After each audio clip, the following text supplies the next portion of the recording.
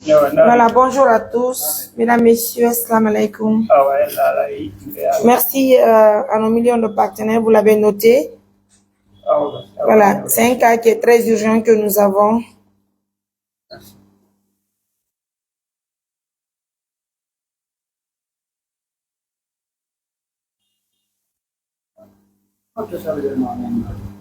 Voilà, tout ça. Parce qu'on me branche avec un téléphone. Branche avec un. Voilà, Moussibé, assalamu alaikum.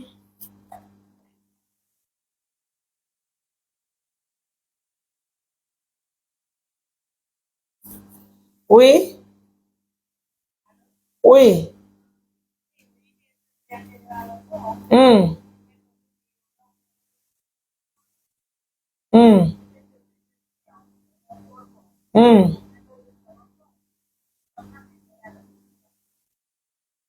Monsieur Simaka est là. J'ai appelé Monsieur Simaka. Monsieur Simaka n'est pas là. Lui, il est en route pour Dubrika. Il n'est pas là-bas. Il n'est pas sur place. Il vient à Dubrika. Il n'est pas sur place.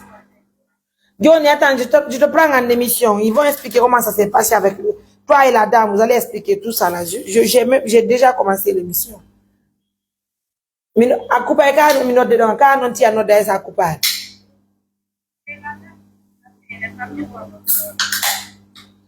Ah, toi-même, il faut l'appeler.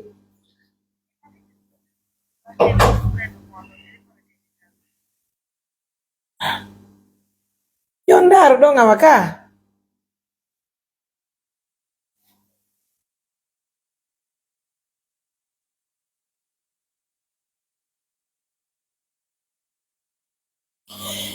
Musibe lansal minion la weltanion moja do weltanion kadiko foto on a seda. Alors nous sommes en émission et c'est une émission spéciale que nous animons. Alors c'est pour vous informer les choses en temps réel puisque vous l'avez noté. Si nous avons des cas qui nécessitent vraiment de l'aide, il faut forcément que nous vous informions en temps réel. Alors pour ce cas précis, c'est un nouveau cas que nous avons sur Conakry. Alors non ta musibe. D'accord, j'ai envie.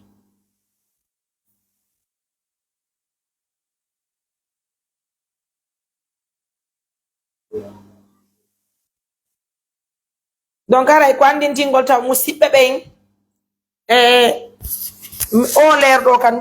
y a plusieurs patients. Non, mais nous heavy mais moya, non, mais nous udi horia mais moya non. Et arbre aussi, ils ne vont pas comprendre la situation. Peut-être comme si Nandi Hara c'est un refus, quoi, en fait. Alors que chez nous, on assiste les personnes qui sont dans le besoin et nous assistons sur tous les cas d'urgence. On a bien difficile de comprendre. Même les femmes, non, parce que c'est Marina Onudo, Hara Hida Fala, tout le monde on dikira. Quand on nous n'avons pas le soutien de l'État. C'est les personnes de bonne volonté qui nous aident, ce sont eux qui nous assistent. Donc, si l'État ne nous assiste pas, ça va être compliqué pour nous d'assister toute la Guinée à la fois. Mais Wawata Hara le Golfo à la fois. Hara comment woppe patiente, woppe walle, si ben do yalti, woppe walle. Aye woppe no windana men fiyo me wallube, si ben fayma be no nawni. Si tay woni Allah mu yale me wallube, si woni tout wonti gari e feddi ngole hore mu adana la message ki ben me inno ya wallu men. Benna yo ya wal benna ya wallu men.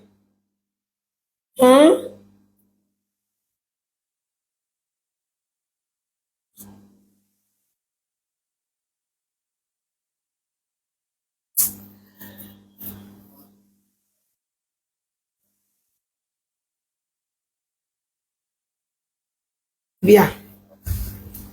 Donc, Moussipe,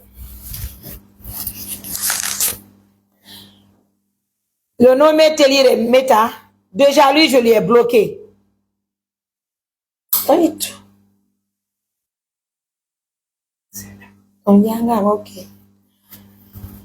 Toi, tu me dis que mais un problème jamais il la nata. Mais weltani ki alla menen go moy me de wallude himbe be. Anna wondo windugol do si tay woni problème jamais ni dudi an etta men goddi di. Ma inda himbe be ngasibe nawnaali ba sibe arali ka men aw. Parce que de toute façon toi tu nous as jamais aidé. Donc je vois pas l'importance de faire un écrit sur ma page officielle. Tu es libre de créer ta page, tu es libre de créer ton compte, tu es libre de faire tout ce que tu veux sur ta page. Donc laisse-nous respirer, s'il te plaît. D'accord? Pour le cas du mariage de Koto, on va revenir sur ça tout à l'heure. Ah, si tu as dit que maman me jodi to, ala fusi fui ne sikure kanyum piji mo mo itong, ne sikure ada fo gonon piji mo motiri. Vous comprenez? Laissez-moi finir pour le cas ici précis, pardon. Après, on revoit la décision sur le mariage de Koto.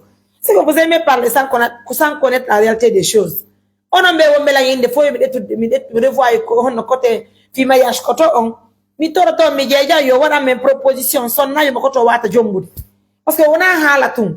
And il faut appliquer les choses aussi, c'est très important. Au lieu de dire, Mariam, revois la décision sur le mariage de Koto, il y a là où de water. Jombuda pullo, jombuda sosojo, jombuda maninkajo, jombutunga ko juldo jommi dirta. Ontini? Non è important non kadina. Inna comme agnon qui partage l'union sa ko ino do jombi dir. Ça n'a rien à voir dans l'islam quoi en fait. Maintenant c'est un faltade. Et kere woppe men gide mbi ala jommindirde woppe har ko français to doni halde hatta be lantonira ka donc affaire hala dum ala nder ton nous on veut avoir une femme qui est vraiment capable de rester avec Koto, qui peut vivre avec Koto et qui peut entretenir aussi Koto et toute sa famille. Mais ko woni important ngamen indugol men do joni kari ko ka hala halta ka non, c'est pas ce qui est important chez nous. Ce qui est important chez nous, c'est d'avoir une femme qui peut entretenir Koto et qui peut entretenir aussi la maman de Koto, qui va faire des enfants avec Koto, qui va vraiment entretenir. Mais c'est important à nous. Nous, c'est ce qui est important chez nous, c'est pas autre chose. Maintenant, si vous trouvez le contraire, chacun est libre de me montrer une femme qui propose pour Koto. Maintenant, c'est un faltade. Aba goddo kadi jombata be ngo goddo. Goddo no ko marka jawdi ko marka jawdi, a jombata be ngo goddo. Est-ce que c'est un faltade? Donc, arrêtez un peu les choses. Vous êtes distants. Vous êtes là à faire des écrits. Mariam, il y a ça. Hey, je vais vous dire une chose. Chacun est libre de faire le choix pour Koto. Si vous estimez que vous avez fait des choix là-bas, hein, Johnny, si nous ne connaissons rien d'elle, est-ce que vous connaissez quelqu'un? Nous, on ne connaît rien de la dame. Mais est-ce que vous connaissez maintenant une dame qui est capable de vivre avec Koto? Arrêtez de décourager les gens une fois au moins dans la vie. On voit là, si vous êtes là en train de faire des critiques qui ne sont pas objectifs à la yamu. Si mi anda bengu hombo. Comment on doit tout jambatane? Comment on doit tout jambata? On va venir sur ça tout à l'heure. En tout cas, chercher une autre. Si on ne cherche pas, qu'est-ce que tu vas faire? Et puis toi, Bilgis, je veux d'abord te bloquer. Mais je ne veux pas trop discuter avec les gens. Pas du tout. Bien. Merci. Chacun est libre de choisir une femme pour Koto. Est-ce que vous comprenez? Donc, woni do o kala falado ettugol choix fi Koto mo wawi arde bureau ami on c'est ouvert. On a ça donc on ça do hata.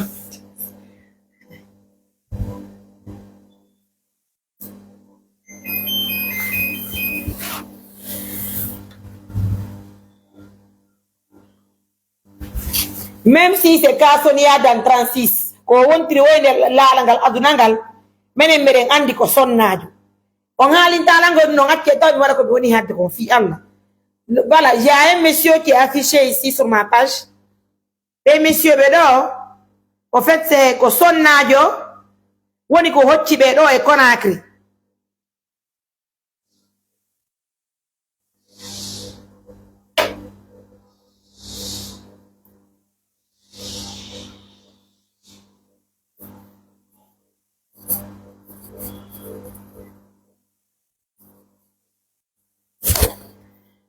Donc, aray, ko sonnajo noddi men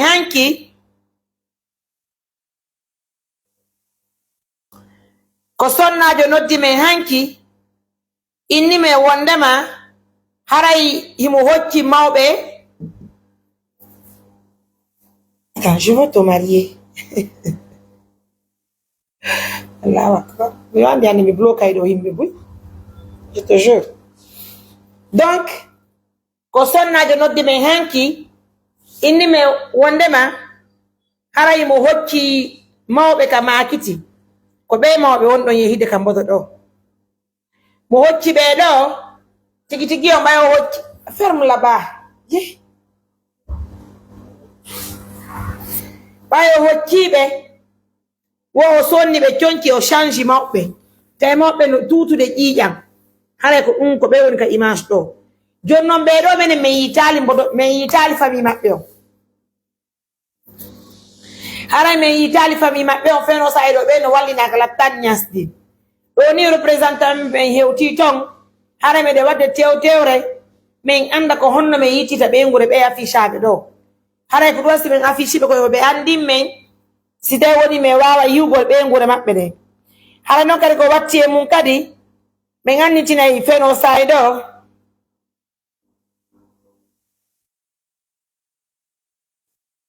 ara min annitinayi on feno say ɗo représentant ɓe men ɓe no takko mawɓen kam iñasdi non seulement mawɓe no nawni hiɓe tutude ƴiƴan donc c'est vraiment compliqué on tinino on ɗon sonnayo noddiri men noon wondima imo andi ko golle amen ɗen no si o noddi men sur des cas pareil mais réagit ça allo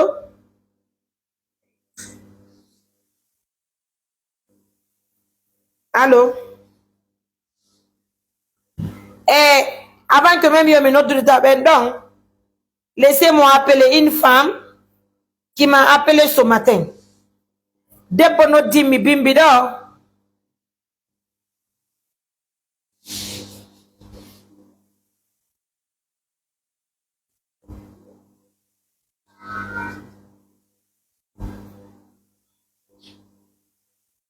sonto yaata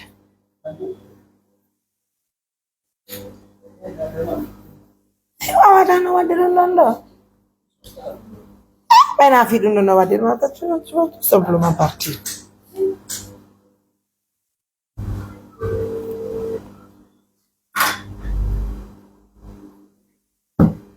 allo oui allo assalamu aleykum waaleykum salam warahmatullah madame o noddilam bimbi ɗo o yewtila wo goɗɗo no noddi no haali inde Mariam Touré ne oui joni noon je voulais alerter les gens mi andina jamaji ɗi il faut comment ça se passe les choses de ko honno pigui woni feƴƴirko par ce que min mi anda on kono on noddilan on yewtirilan noon o yewtilan question mbuɗi mi fartaki tigi tigi o ok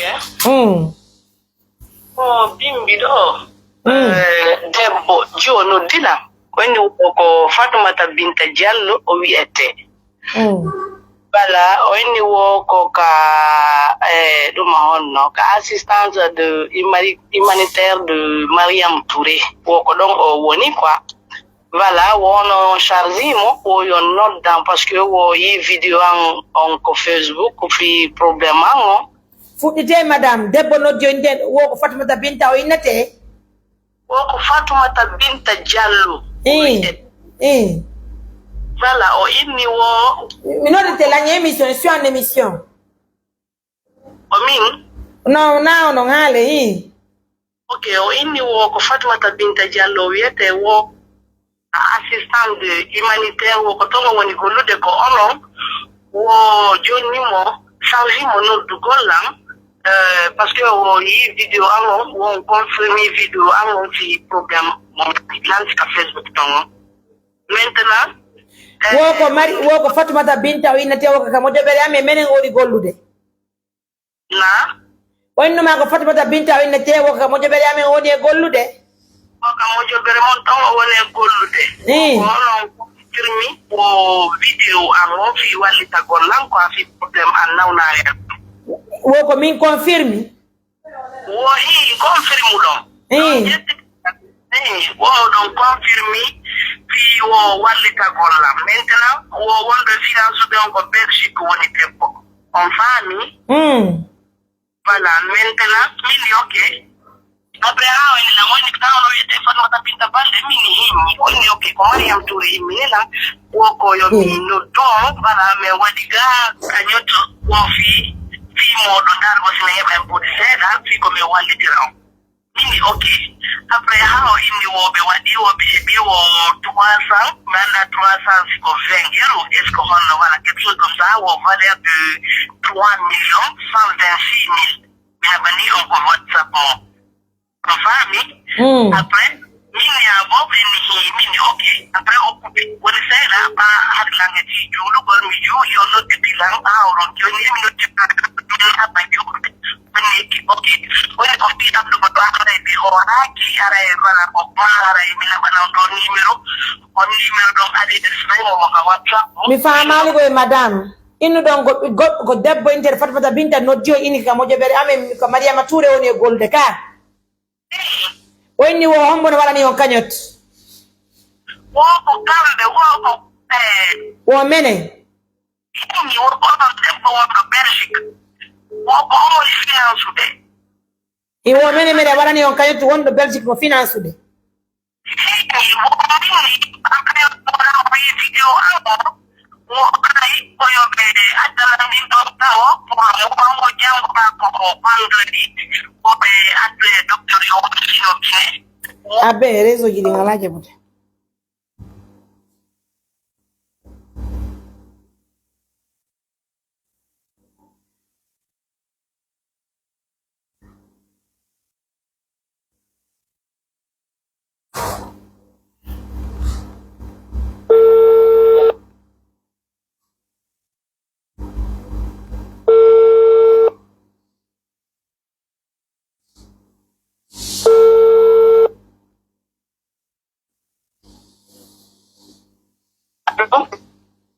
Oui. Oui. Langenti. Okay, ko ha on to no woni on famali. Inu don debbo wondo ka mojo bere ame inter Fatmata Binta no dio inni on ka mojo bere ame woni e gollude. Oui. O inni la non on fi on kanyo to do mo 3 millions 126 000. On fami de inni wo ko doa dum ko be jonnan din wo jango den inni on debbo wondo Belgique inni wo attay jango o yewtida mo mari médecin yo wondo sino Guinée wo mo immoto araga on fami wo men yida mi hala na ko honto mi woni wo be ara habe o ta men yida min okay min problème ala après oyne la na joni mi labane o numéro do o jodikti don numéro o inni mi enregistre on numéro parce que ko inni wo mi windir es humanitaire on famu de wasi mi enregistre on don wo mi nabana benno min assistant jo mon don no tira après du coup mi ba mo dictude pour moi ko numéro mon parce que déjà mi do jogi numéro mon on ça dit mi nabani o min yo message min que min votre assistant m'a appelé ça so mo alande do lan ko hombo du coup on no ditila on est-ce que a famille numéro mi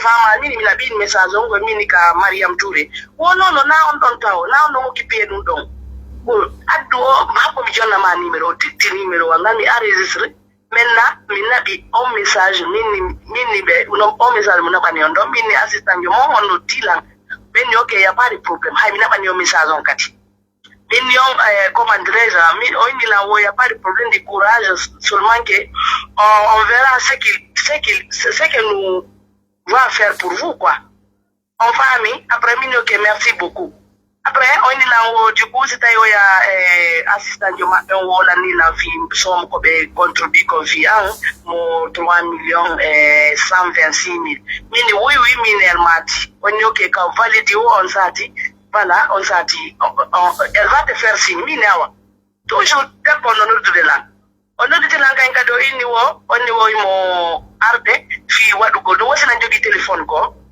min la jogi téléphone ko ben okay ben bara mi wata si bu ko procédure ni mi kami trompo yo mi jettu numéro ko téléphone ko mi jonna be no de la ngalo men communique yo puissando on famu de min okay problème ala après e jetti téléphone no mi jetti téléphone mo numéro dida bango mi bipi mo astafurlah mi diktani mo mi dikti o jetti o noddilan mi noddilan woni mi jetti non téléphone ngoda o indi wo yo mi engage étoile 144 étoile 1 étoile qui étoile kadi 1 deux fois ça fait après je ne sais pas o wolinde ɗon kodde kadi numéro ko mi ɗumanno to o woli tafe o naati ha nan joni ɓoya mi ɗumanno code secret an o mi appiya ɓa Allah ko goto na o ɗiɗo mi appi ɓe inni échec jaga kamɓe tigi chiffre goto ɓe ɗumannike mo o famude maintenant ɓe inni woymen fuɗɗi to mini ko échec windiga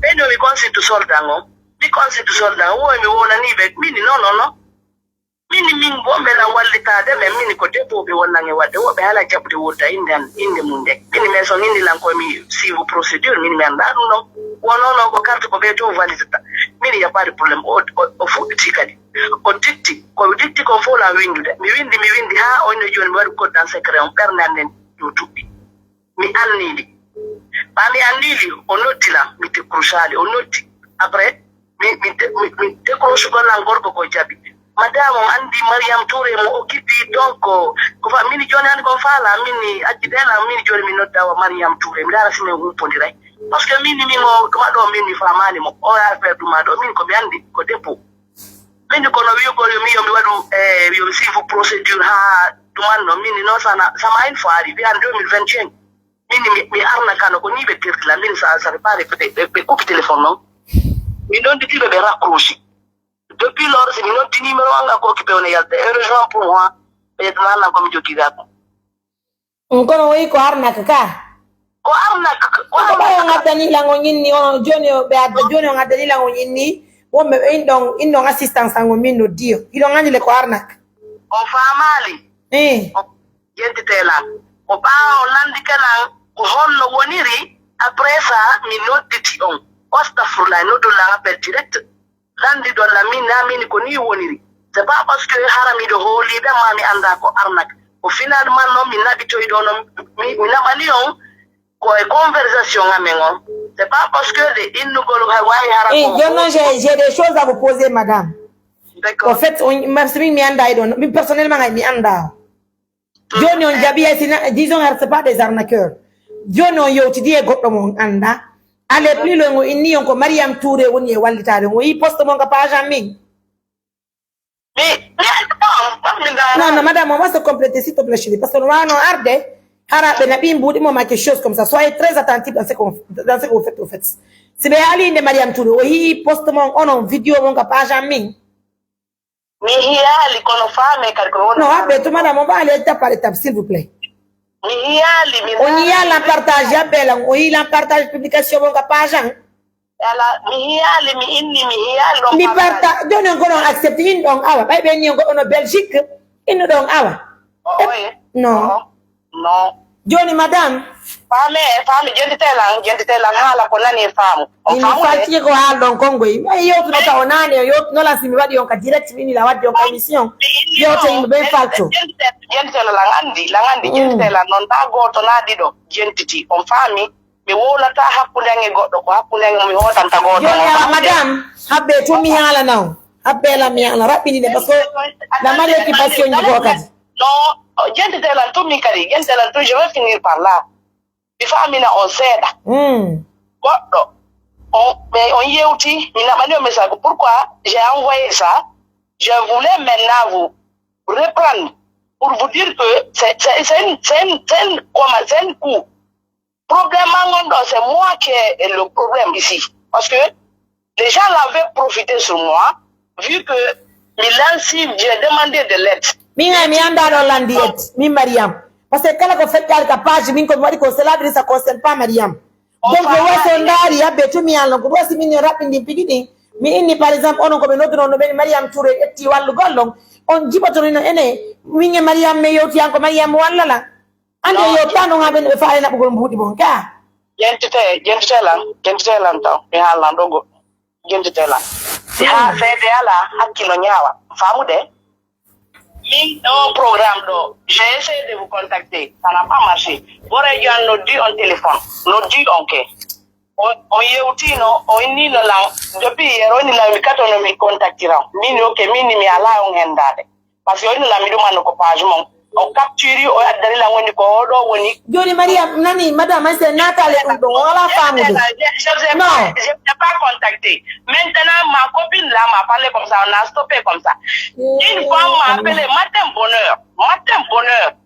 Enfin, mais c'est pas parce que il a only parce qu'elle a parlé des choses. joni benabali mbudi mondinka ela benabali ko mi mini alla ko goto alla jabari parce que koddu mabbe goto ko be esui joni ko mi wata wattangol london ko sare hande kono woni falano wonde victime kono mi profita e mon do mi alna fop kala wondo barorde inde ande min ka Facebook créer compte gi fi arna ko gol himbe je suis pas dedans. Wallahi. C'est la première des choses. Deuxième des choses, je veux le dire, parce qu'on nous dit la militaire, on nous dit là, mais ça n'a pas marché. Quand on a c'est que tu as honte d'ici pour salaire. On a un salaire. Ko Allah woni muyali. Pigi di foko Allah wallahi. Kala ko hido wadi ka hodle do ande ko Allah. Go no do wonde gondi ndo ko en fait. Ça gondi ni tiora moins de stress, moins de problèmes dans la vie. Parce que milangandi kala mo me wallahi ko Allah woni muyali. On famille har kadi ben jodorati men ko me woni ndeko me wawata wallugol be ni meden mari nawnube est-ce que on faltani ça c'est la deuxième des choses. Troisième mankadi kala noddudo hombode landi on tigi mbuuti o indi ka mo jobere on ma woni ko compte o winda Mariam Touré journaliste yon tigi andu onani parce que himbe be no happiti ko do gera gerte de fobbe wada tum pigi be dewta wore am free créer ngol men problème on faltike mi toni ko mi jeji yon. Donc, quand la parole, parce que vous n'êtes pas la seule qui est victime de ça. Himbe bouine on est victime.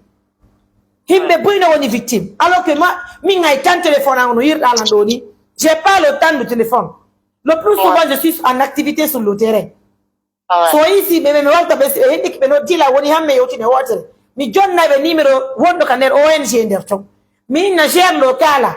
Sina le plus souvent Mina ABD, celui de l'abbé. Mami na Ablaï de Mamou, Mami na Rugi de Conakry. Parce que plus facilement, on y a c'est plus facile quand on est en compte rendu. Na ton nintinare, na bungo na go. Donc, c'est parce que occupation de notre outil est là. Enfin, le seul numéro que moi je reçois sur appel, c'est le 629 88 43 94. Qui? Ouais. Maintenant, c'est un faltiqué. Joni non mi explique ngo on do hande woni intelligence on wadali compte mongo mais il y a plusieurs personnes qui le font ben ko Maria parce que himbe buy windani lande balde que c'était la même chose go no créer inde han no windi Mariam Touré journaliste no inna no addande himbe mbudi o détourna himbe mbudi be reta no fo wala e hore ammi heureusement que on a les victimes après on a kadi wonon victime soyez vraiment intelligent. D'accord. Soyez très intelligent vraiment et puis kadi ka maladie mongo. Si tu as apportant de soutien, ne prenez pas mal. En toute sincérité, nous avons beaucoup de cas d'urgence. Parce que là, mais ce n'est pas un refus. Son autre dit en cas de me répondre à Lyon, ce n'est qu'un salaire. D'accord. En famille. Il n'y a pas de problème, il n'y a pas de problème. Bien. Il n'y a pas de problème. On jarama albarka mon ko burtu go rena gol. Ah ouais, Inch'Allah. Ko burtu go rena gol vraiment. D'accord. Merci vraiment. Ah ouais. Merci beaucoup. On jarama. Vraiment, les gens doivent changer maintenant. Arrêtez de créer des problèmes à maintes reprises aux gens. C'est pas normal. Puis, vous créez des comptes, vous mettez le nom de Mariam Touré. Et puis, vous faites vous appelez des gens, vous dites que ONG, ah mais wondon. Ça, jamais, on jamais. Quand la moment on est waldugol, que wondo ka vous affiche la page. Comme on est waldugol. En famille. Comme on est waldugol. Puis, donc, ben, Allah, il nous gosse, quand la moment wallata, mais fait qu'il a un petit capage. Mais les petits mesures que tu as vraiment, quand la walletedo, parce que il y a trop de personnes qui veulent passer par nous pour nous déstabiliser, pour nous créer des problèmes. Alors que donc reposez-vous maintenant. Laissez-nous vraiment aller de l'avant, s'il vous plaît, je vous prie humblement. D'accord? Bien. Donc, quand la de filles,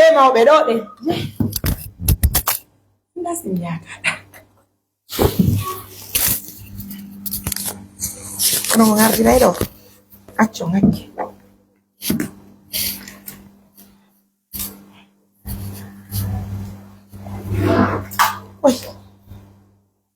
Bien.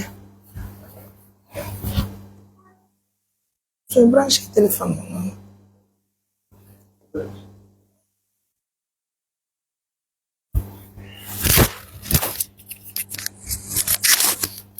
Donc, il y a beaucoup de frustrés parmi nous. Et bien, dans le cas de fois, on comprend frustration, mais on comprend nous. Mais notre dame, si tu as dit, mais elle a répondu, aussi, il y a salaire, anda, on a un salaire. Na salaire. Pardon, ce monsieur, il est de Ourekaba. Je le connais depuis mon enfance. N'est-ce pas? S'il vous plaît. Il y a quelqu'un qui dit qu'il connaît le monsieur là, qu'il est de Ourekaba. Laissez-moi votre numéro. Si tel est le cas, vous m'indiquez sa famille, on vient chercher sa famille. Laissez-moi votre numéro. Voilà un peu l'importance de faire les émissions. Quelqu'un dit qu'il connaît le monsieur là, qu'il est de Ourekaba.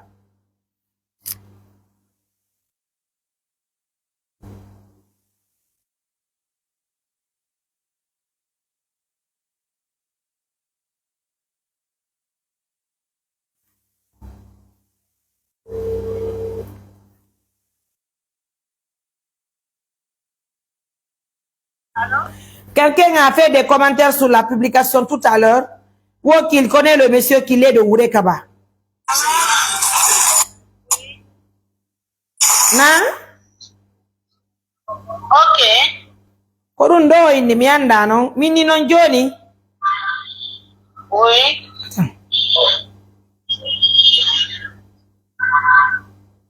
Allô? Allô? Oui. Kono fe ndordo galap tanto? Ah, ɗo ni min miɗen jooɗi ɗo nani. Ari nane ɓe woli ari fi waɗugol ɗuma on no naɓugol ngol dossier on ma ɓayno ɓe so simata ngalaga. Donc, Anani, il ne parle pas, il s'appelle Abou. Ok, je comprends tout ça, mais monsieur, laissez-moi votre numéro. Je crois que c'est mieux. Votre numéro. Oh, il s'appelle Abou.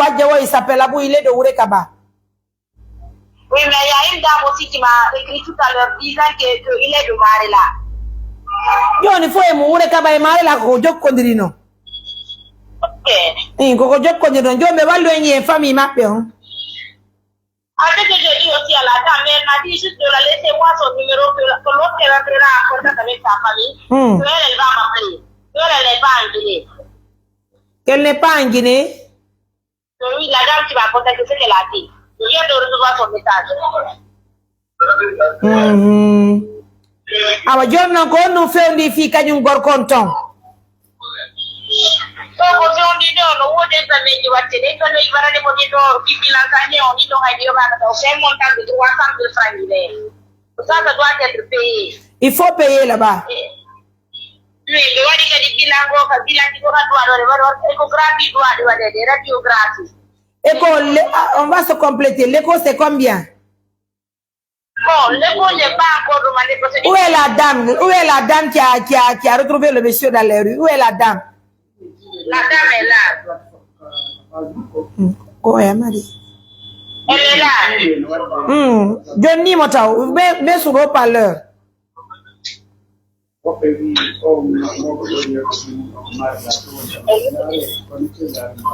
Madame, assalamu alaikum. Bien, merci. Je vous apprends d'abord que nous sommes en émission en live là. Ok, d'accord. Bien, c'est possible de connaître votre nom, s'il vous plaît? Je m'appelle Adjadjena Boudjallo. Adjadjena Boudjallo. Oui. Bien, Hanki, au autre nom là, m'avait parlé de la situation du papa qui est en Limoges là. Exactement. Il nous donne la Wandema Kokasare ton Youtombe, si je ne me trompe. Quand tu connais que Youtombe? Matoto, Carrefour Déviation, la Yaltikaba, je l'ai trouvé là, assis sous la pluie. Oui. Et ça a attiré mon attention. Oui. Je me suis pas trop approchée puisque je ne connaissais pas son état mental. J'ai pris un peu de distance, j'ai élevé un peu ma voix, je lui ai demandé en sous-sous s'il peut se déplacer. Je quittais sous la pluie, d'aller s'abriter comme les autres. Oui. Il a levé les yeux, il m'a regardé et il s'est levé. Et comme il vacillait, j'ai dû l'aider pour traverser et tout ce qui s'en est suivi. Je ne vous entends pas bien, madame. Elle est vite au Mongo. Ok, elle a la nez.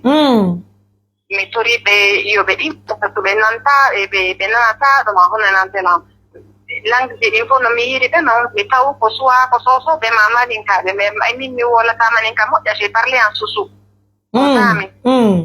et il m'a compris, il s'est levé. Donc, quand il s'est levé, je l'ai aidé à traverser. Oui. Et je lui ai trouvé un endroit où s'asseoir.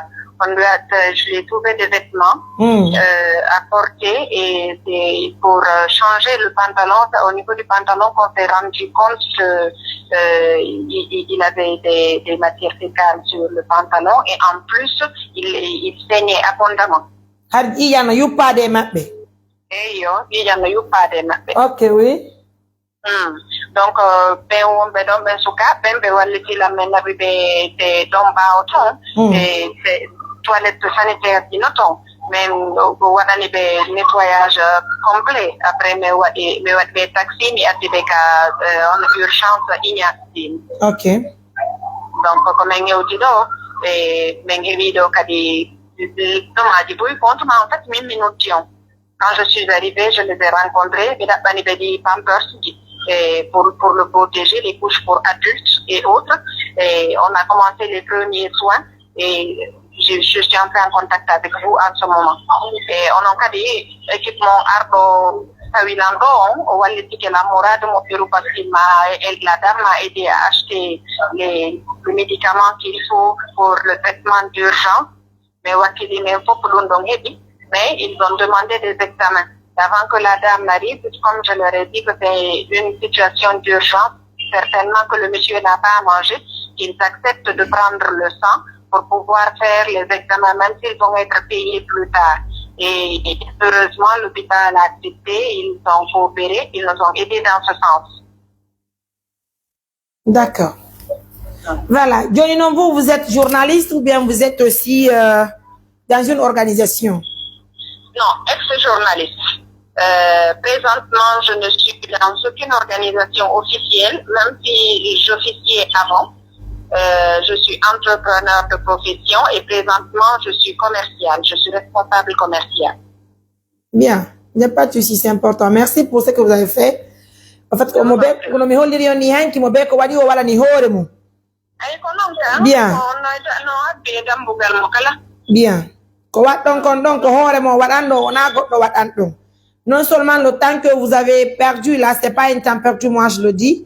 Mimi do tangini ko tawta ko moƴƴere waɗɗon Allah yoɓita yo hono kan demo ñande woni o wawana hoore mo.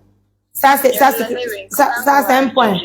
Deuxièmement kadi ɗo gandi hanki simi expliquanno wondema mbeɗen mari nawnuɓe buyi on wawata no faltade parce que vous avez aidé quelqu'un ono wona golle mon non kono waɗi moƴƴere tawata vraiment kala julɗo Allah julɗo ino hani wallirgo bani adama no wallirɗo non on ti mais hanki ka téléphone ko noddu ɗollanɗo mi inni on wondema golle amen ɗen meɗen mari nawnuɓe buyi on holtanoko on sikkayno ko salare ma sikko me falaka wallugol ɓeɗo mawɓe on faami min mi ala ton meɗon andi mi hulluɗon hanki meɗen mari kaji buyi donka yo andi noon donka ni c'est un système canadien ke là-bas ñamete ittuɗum koyo yoɓe soƴƴare koyo yoɓe e ɗuma koyo yoɓe on faami donc meɗen mari difficulté ji ɗi moƴƴa fi nawɗoɓe amen ɓe moƴƴano Allah ko seede kono ɓay on noddilan ɓitay je ne pouvais rien si c'est pas de vous féliciter d'abord et deuxièmement venir à vos côtés pour vous dire donc restez tranquille, nos représentants vont aller vous donner un coup de main. Et ils sont vraiment venus, hein? Non? Ils sont vraiment venus, vos représentants. Les représentants de mon Benharino. Mi andi me andi mais le plus souvent si il y a no sajude Rugi va partager les éléments de Conakry. Quand Koyata donc avant d'arriver à Niastin, il y a Aïssatou déjà qui était arrivé à Niastin.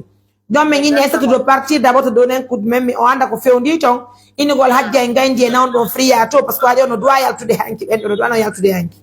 Mais il y a des temps on doit gagner qu'est-ce qu'il faut. Quand on aille mais il y a deux pense que des mots là na habime. Tay hanky mais il sur charge, tay hanky mais il sur charge et donc non doit men doit y aller de tay déjà mais den bout comme un versant kon et fi malade fi nawna ko opérer kon tay ko makar me watta montant de 3 millions et quelques Donc, tu as déjà deux passes une deux passes qui était vraiment imprévue. Donc, on est en train de gérer avec la facturation. Mais néanmoins, merci pour tout ce que vous avez fait, ce que vous avez apporté comme soutien à ce papa. Et nous voulons vraiment avoir des éléments pareils qui sont capables d'abandonner tout ce qu'ils font dans la vie pour assister les personnes qui sont dans le besoin. Donc, je le dis et je le répète, c'est les éléments pareils que moi, je souhaite avoir, surtout dans la zone de Conakry. Parce qu'à Conakry, vraiment, nous avons beaucoup de difficultés pour assister les gens.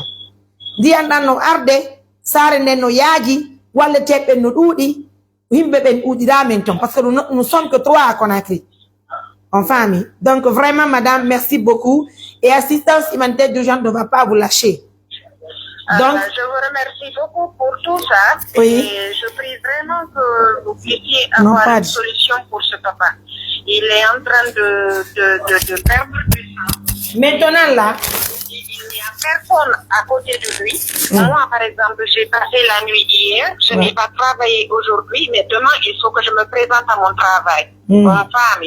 Donc, il faut vraiment qu'on arrive à trouver un moyen pour lui faire tous les examens qu'il faut pour savoir exactement de quoi il souffre réellement. Non, mais oui, madame, mais de ce côté, on va se compléter, madame. Vous savez, comme je le disais tout à l'heure, les choses vont aller mollo. Quand je dis mollo, certes, vous comprenez la chose. Parce que là, c'est pas... Oui, c'est pas l'État. C'est que nous n'avons pas de l'argent stocké dans une banque. Nous n'avons pas également aussi... Nous n'avons pas aussi... En fait, c'est pas l'État qui nous finance. Certainement, vous avez voulu faire la procédure ce matin et vous avez vu combien de fois c'est lente. La procédure n'est pas rapide. Et pourtant, c'est un cas qui est très urgent. Raison pour laquelle j'ai dit à Rougui, celle qui est avec vous là, de se lever, elle va acheter tout ce qui est nécessaire maintenant pour le papa. Mais même cet argent qu'elle va utiliser, c'est pas l'argent qui appartient à ce malade. Parce que nos partenaires n'ont pas assisté pour l'instant ce patient. Vous comprenez? Mais donc, elle doit être opérée le mardi. Moi, par exemple, je viens à Conakry le lundi. Donc, tu voulais qu'elle m'appelle un haïti mirali maintenant.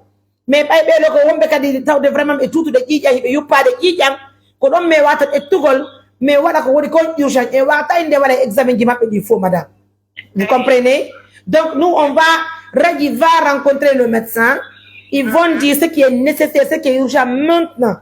On va prendre là-bas, on va sauver le vieux qui est là. Je sais pas si vous comprenez. Je vous comprends parfaitement. Bien. Donc c'est ce qui est un peu. Donc on va pas faire tous les examens qu'ils ont demandé, mais on va faire ce qui est nécessaire maintenant. Et on le fait, c'est pour sauver le vieux, parce que vraiment, nous n'avons pas d'argent. Mais vu que vous avez joué un rôle qui est très important, donc nous aussi, en tant que membres de l'ONG, c'est à nous de vous donner un coup de main pour vous montrer que oui, c'est encourageant et nous vous félicitons également. D'accord? Donc, permettez-moi, parce que nous n'avons pas d'argent, mais néanmoins, tout ce qui est nécessaire maintenant, la route, il va le faire maintenant avec vous d'ailleurs. Elle va aller acheter ce qu'elle doit acheter. Radio Simian Digo, on peut le faire maintenant. Rougier est à côté. Elle vient juste de se déplacer. On m'avait appelé pour aller voir le malade, mais elle va y aller à ma place, en fait, le temps qu'on termine notre entretien. Donc, c'est ça, madame. Et maintenant, vous allez enregistrer le patient. Il faut maintenant donner les coordonnées de l'ONG. Ils vont enregistrer le patient. Ils vont enregistrer le patient, mais il y a un petit souci qui se pose avec le patient. Parce que même si nos partenaires assistent pour sauver le monsieur, il faudrait bien que nous obtenions une personne qui va rester à ses côtés. Bon, pour ça, nous sommes en train de voir comment nous allons nous organiser pour le relayer autour de lui. Non, ça ne va pas être facile, madame. On ne va pas prendre l'engagement là. On va se compléter. Johnny, on va ventiler les publications. Voir parce que déjà donc Johnny en fait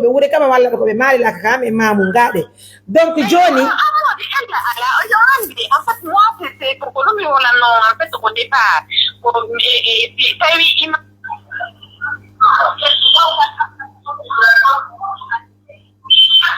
Rougier à côté.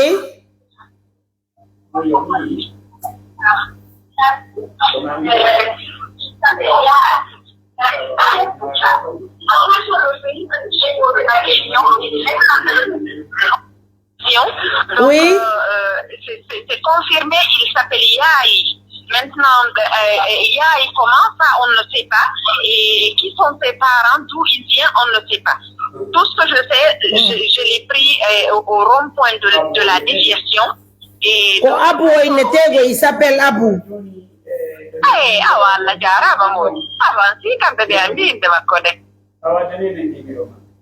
Mais on peut dire des c'est pour ça que c'est très important de faire les émissions. Maintenant, passe le téléphone à Radi. Je veux... Passe le téléphone à Radi, madame, s'il te plaît. Je lui passe le téléphone, elle est là. Allez? Bien. Oui, Johnny, mais vous pouvez dire des bengures ne marre là. Mais anda, si tu as dit que oui, mais vous pouvez dire des bengures ma connaît marre là. Johnny, quand nous mettons bébé lundi, ni qu'on urgent, ça c'est vraiment urgent. Ils ont demandé les examens à faire. Mais pas tous les examens. 7 examens à faire. 7 examens? 7 examens à faire. Non, c'est trop. Quand nous avons nécessaire, ni. Mais là, examen, on a bilan sanguin, ma corps, il peut 300 000. Ah, il faut payer les 300 000 là, oui? Oui. Et Belandi, donc, a dit, et qu'on va laisser le cas du non. Non, attends, j'avais couché en deux là. Au lieu de voir équipé. Attends. Donc, il faut déplacer l'ambulance alors. Hein? Donc, comment l'ambulance sont déplacées, car? Bon.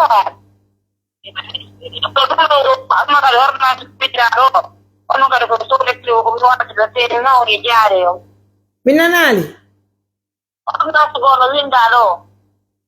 Inda tarunda bilan gidi ngo 300? No, fi bilan sange ngo no wadama. Be kuma ni wo kono kuma yo ku fi ma fi mezu tam no wo 300 000. Isso jone la ma bloc notre rouge. Hein, 300 000. Voilà. Hein. Et vous demandez mi andi ta primo exactement d'abord. OK, 300 000. Oui. Lequel d'un con be ouais Aïssatou? Aïssatou n'est pas là, hein. Je suis sur le tien.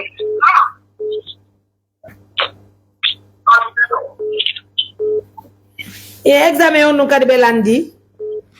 Belandi échographie wadetero. Eko on compte watom. Eni wo ka inyartin derga jona yande milando échographie on gujelo. Edim patri hiro yero ko bendi ko me ko monto. Tu peux aller à la pharmacie de Niasdine, tu vas demander les produits qu'ils ont prescrits là. Non, ce n'est pas à la pharmacie de Niasdine, c'est pas disponible ici. Oui? On a disponible là. Quel produit dit le bébé? Oui, deux produits. Non, John, le bilan sanguin, on tu payes les 300 000. Et on t'a demandé écho, non? Oui. Oh, bon. Rentre ici. Qui écho, on y est, on a dit.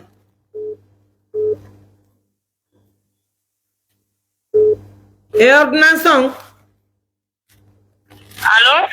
Il a écho, on y est, on Eko ombe inni.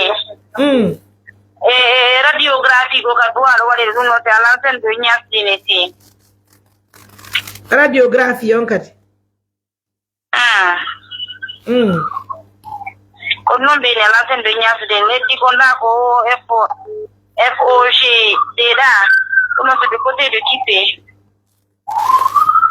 Alors donc il faut voir tout ce qu'on peut faire comme ça, donc on s'en occupe de ça. Si les partenaires nous assistent, on va faire la suite des choses. Mais en attendant, nous n'avons pas de soutien vraiment pour ce patient. On invite aussi les autorités de nous aider parce que c'est des cas qui sont vraiment urgents. Ensemble, on va conjuguer le même verbe pour aider le papa là. Parce que de toute façon, nous, on ne connaît pas sa destinée. Mais on a compte oui. Donc ça me fait vraiment mal de voir des situations pareilles. Aïe. Johnny, il faut voir là-bas tout ce que le médecin dit que c'est urgent. Même si c'est les 3 examens ou bien 4, on va essayer de se démerder pour faire ça. Mais tout compte fait, tu me tiens au courant comme ça va coûter bien avant d'exécuter les choses. Il y a pas de problème, je me mets à la tâche comme ça directement pour aller demander. Ah ouais. Ah ouais, merci. Merci. Neonato.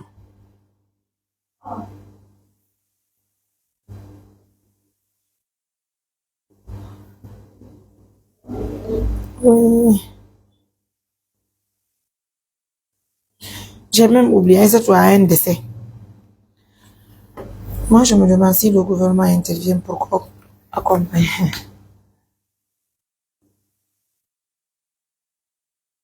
Canada? Ah, monsieur est là. Allô? Non. Ma copine, non? Toi qui as appelé ta copine ici. Elle vient. C'est toi qui as dit à ta copine de venir. Non, mais oui, non. Anna.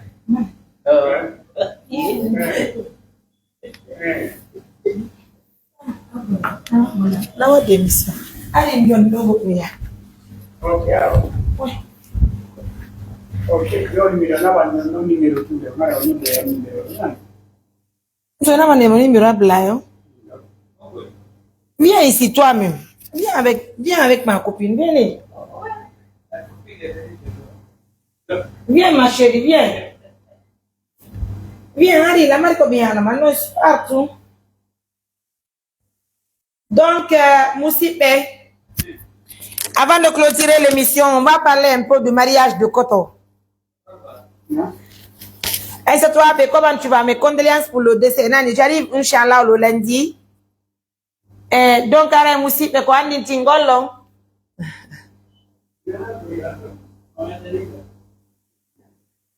Donc, Moussipe, on fait mon nom de Salmignon.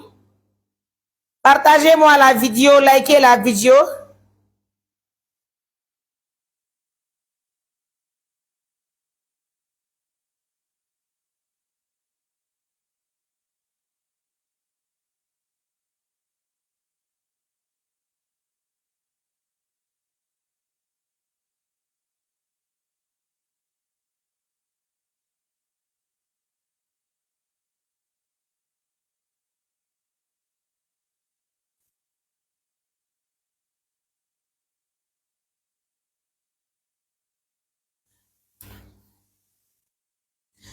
Donc, Moussipe, mi fala yo tu fiyo sonnajo mo wonde nyehide kambodo do. Aray ko andin tingol julbe alla be fo o sonnajo do ko ma binti wiyete.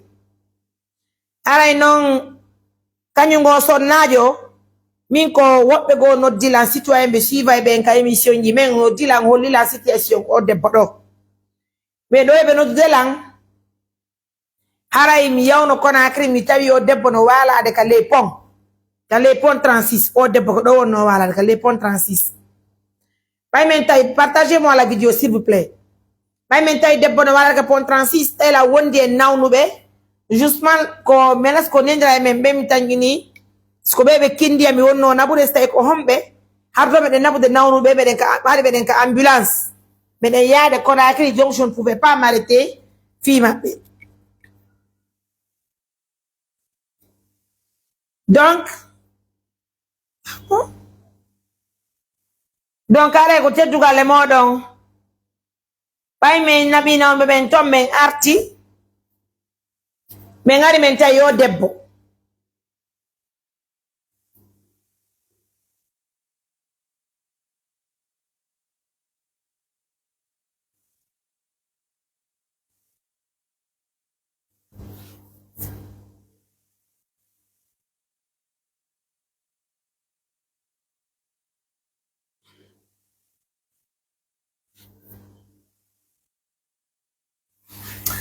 donc Moussibe bay me yemen tayo debbo do men landi mo ko nun joddini mo don o yoti men difficulté ji buy men detti debbo men ittimo ka pondo fi dandugol mo accident ji et puis ji buy waawedi mo hebude hoore on pondon mais yaade debbo nous on pensait que ça elle avait un problème mental men dettimo men nayi mo ka psychiatrie donc arrivé à la psychiatrie de Donka et son médecin men choix be joni men don médecin de waawo mo traitude. Et après le médecin, après la consultation, le médecin a dit que vraiment, en fait, elle n'est pas malade mentale. On a un problème mental, donc, beni me yome yadjo e makko. T'as parce que c'est bien on a, lesquels de on temps, c'est pas bon pour elle. Je dis, il n'y a pas de problème. Nous, on pensait qu'elle était un peu malade. Voilà pourquoi elle est assise sous le pont. Mais non, qu'elle n'est pas malade. Il n'y a pas de problème. Donc, mais Artiema Konde Nyande, elle est restée avec Rougui 2 jours. Le 3e jour, nous avons déjà eu le contact d'une dame. C'est elle-même qui nous a contactés. Elle est la fondatrice d'un centre orphelinat à Conakry. J'ai même oublié le centre. Mais elle est à Conakry. C'est une dame blanche. Elle nous suit de près. Toutes nos activités que nous réalisons, elle est là à côté. Elle fait des commentaires. Elle nous appelle. Donc, moi, j'ai reçu d'abord son commentaire. Et elle m'a appelé pour me dire que si possible, qu'elle peut réceptionner la dame chez elle. Mais il n'y a pas de problème. Ça nous fera plaisir.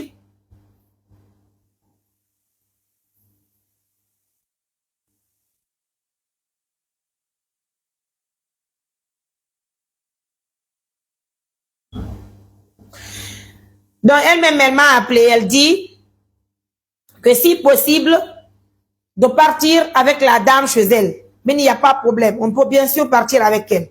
Donc, on s'est donné rendez-vous. Elle est partie.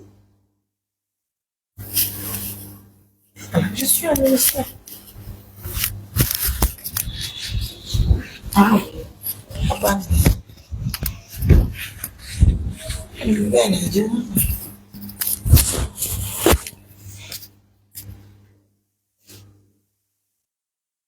Oui. Oui.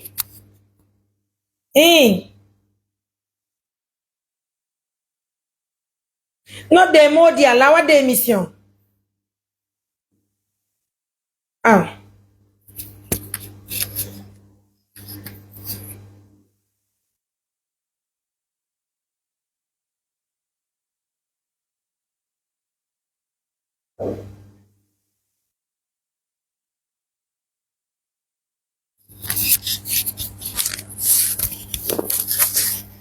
Donc, Moussipé, bon, depuis que vous avez vu la première vidéo réalisée par l'ONG Assistance Humanitaire d'Urgence, je vous apprends que voilà, c'était Madame Laurence, exactement. Merci d'être la Guinée directe. Donc, bon, la femme ne dort, elle n'est plus dans les rues de Conakry. Elle est très bien entretenue, je vous le dis. La dame, c'est vrai, elle était dans les rues de Conakry, elle dormait sous le pôle là-bas. Mais actuellement, où j'anime cette émission, elle n'est pas dans les rues de Conakry. De passage même, disons merci à la fondatrice de ce centre-là, parce qu'elle est en train de faire plusieurs choses pour la population guinéenne, notamment les femmes et les enfants. Vous comprenez? Donc, nous l'avons envoyé chez la dame là. Et dès que Meye Yoti, la dame a décidé de l'accompagner. C'est-à-dire, entretenir Bobon, entretenir Bobon, me faut. Et c'est ce qui fait, alhamdoulilah, tout va très bien chez la dame.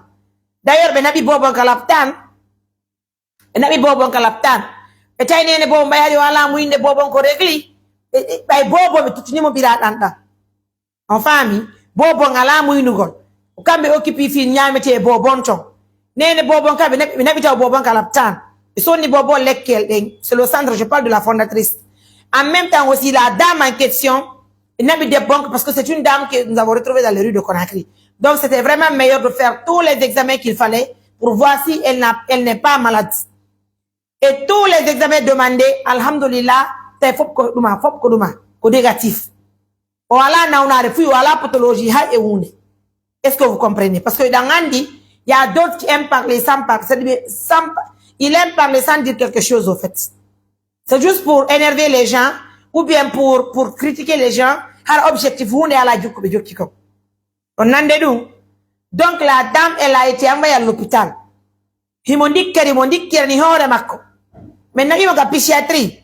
Après la consultation, elle dit qu'elle n'est pas malade. Donc, elle peut rentrer calmement à la maison. Que souffrance au wondi, sonja au wondi. Peut-être que le monde doit aussi n'avoir wondi dikudo. Mais c'est quoi que traitement? A heavy déception, a 8 ans. Nous voyons affecté de ma fête à Jiboda de Konou, Hana fait render à Nanguma. Est-ce qu'ils ont fait ça? Abako dung odo dit bomari. On a got ngoti. Et puis donc quand nous voyons une pathologie qu'on a dit avant que je ne publie sa photo, j'ai appelé la fondatrice, j'ai échangé avec elle.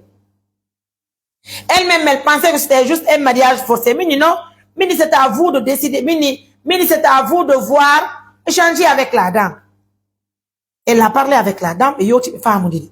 C'est par après que La dame elle-même, la fondatrice, m'a dit que tous les examens sont faits. Où de debbo marina onari ala. Qui on nande. Joni non. Mais on debbo do. Comme moi, j'ai amen den doua wallude. Parce que mo hato njini hande gorko kan gurna makko. Fi o récupérer ando makko do. O récupérer kadi stress mo marion. Gorko no wa ma anyude. Mais gorko no wa ad itanama sans problème. Est-ce que on faltari? Donc, c'est ce que j'ai dit. Elle n'a pas de problème mental. Voilà que de problème santé. Quoi? Elle n'a pas ce problème. Et puis, j'ai même remercié Allah du fait que j'ai vu ce message de la dame. Non, vraiment, voilà, ni lan quoi. Parce que je l'ai n'a pas de bon calaptan. Debbo no tuna kayasi. Hara mo mari kellal. Debbo no laba kayasi. Hara mo nauni. Donc, on t'a himbe. Les gens aiment trop faire les choses quoi, en fait. Hein? Et puis nous, c'est pas la beauté qui nous intéresse de ce côté. Pour le mariage de Koto, nous, on ne saute même pas. C'est-à-dire, le souhait, c'est pas d'avoir une femme qui est belle. Nous, on veut avoir une femme qui est capable de soutenir Koto, de nous aider à stabiliser Koto. On veut avoir une femme qui est capable de faire des enfants pour Koto et surtout de dorloter notre Koto et de pouvoir entretenir notre maman, la grand-mère. Est-ce que vous comprenez? Oui? Oui?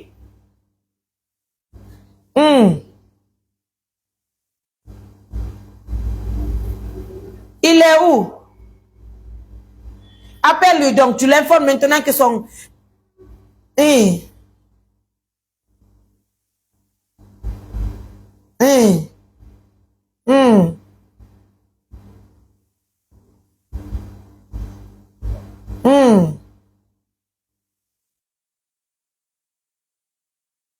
Ils n'ont qu'à me donner le numéro de la maman du monsieur.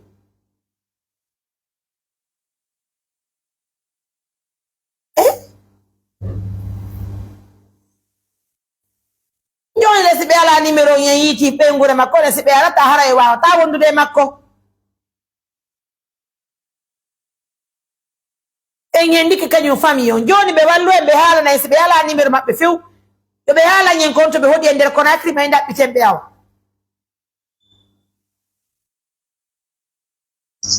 Milan bike be beni obe anda karti mo be woni bini jombe wallo nyendo do be jogi taati numéro wo kono wo sibe hoti titi de wo be dara si anda hebo jogi do numéro wo be dara tele 20 heures si wawa adre numéro wo me kam personnel be jogi taati Joni non landi be ina que tu as même appris que le monsieur il est de Ourekaba. Wo no na mo Ourekaba adando la ngo numéro ngo kalbe wondu no quartier goto mare la o ta ko maison de jeunes mare la wo wonno. Ah ouais, Johnny, continue à appeler le monsieur. Vous allez gérer ensemble. Je veux continuer l'émission de ce côté, je te rappelle. S'il te plaît. Bien. Donc, Moussip, et je vous informe que... Et puis moi, je vois certaines personnes me dire il faut chercher une femme qui n'est pas mariée pour Koto. Il don't andi arki sema ko ye fot arki sema ko mayde ma ko do wopatam il don't andi dum woni debbo jombare woni debbo mo jombake woni debbo mardo de bitto mo mara bitto menen ko debbo mo Allah wadi barke mum e falna ko to ono non andi parce que moi je vois certaines personnes d'ailleurs ce n'est même pas des gens qui nous soutiennent qui font des commentaires bizarres sondari o monsieur c'est des gens qui font des commentaires qui nous encouragent même s'ils vont nous dire de faire certaines choses ils savent comment le faire. En famille. Donc, je vous apprendrai maintenant. Nous, mene mojibere, mais il n'a force qu'on jombata. On faltike. Mais ya on kadi hanka hodo milandu biyoti di yumma makko mini nene ene hidon tangini koto heba bitto debbo ka hodo gamo jomba eni lang be wata be anda fimu. Mi yoti di mo benka hodo. Mini ene milando. Mini sagwame bene nabude koto ka be nabude koto to e fi nyaawdu. Sagwame ndemene mo yatta ka ton o arta hara wonayo lutu kadi jindugol mamu sagwame ngo artay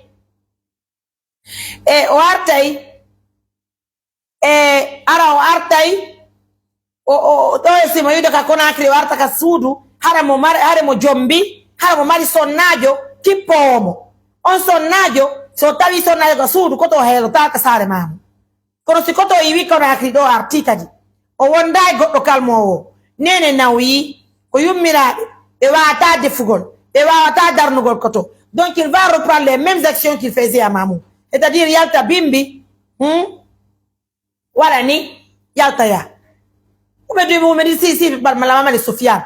Je vais vous dire une chose, je peux pas obliger quelqu'un à accepter son mariage. Il doit n'andedou.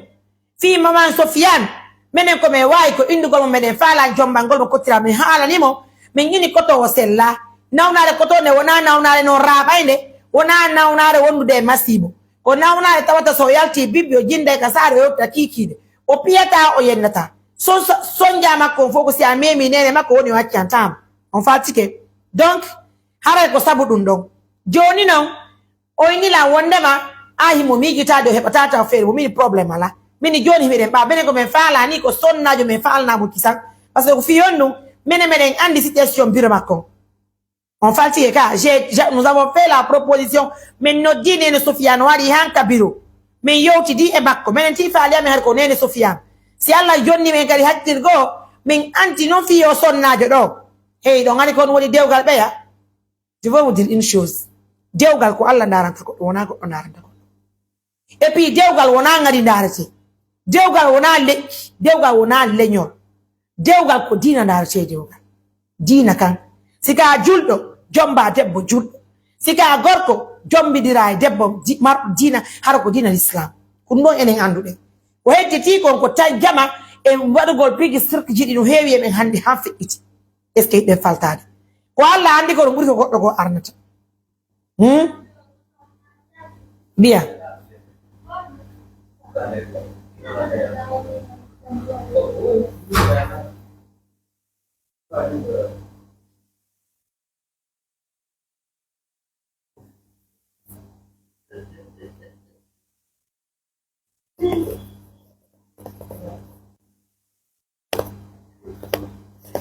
honto be woni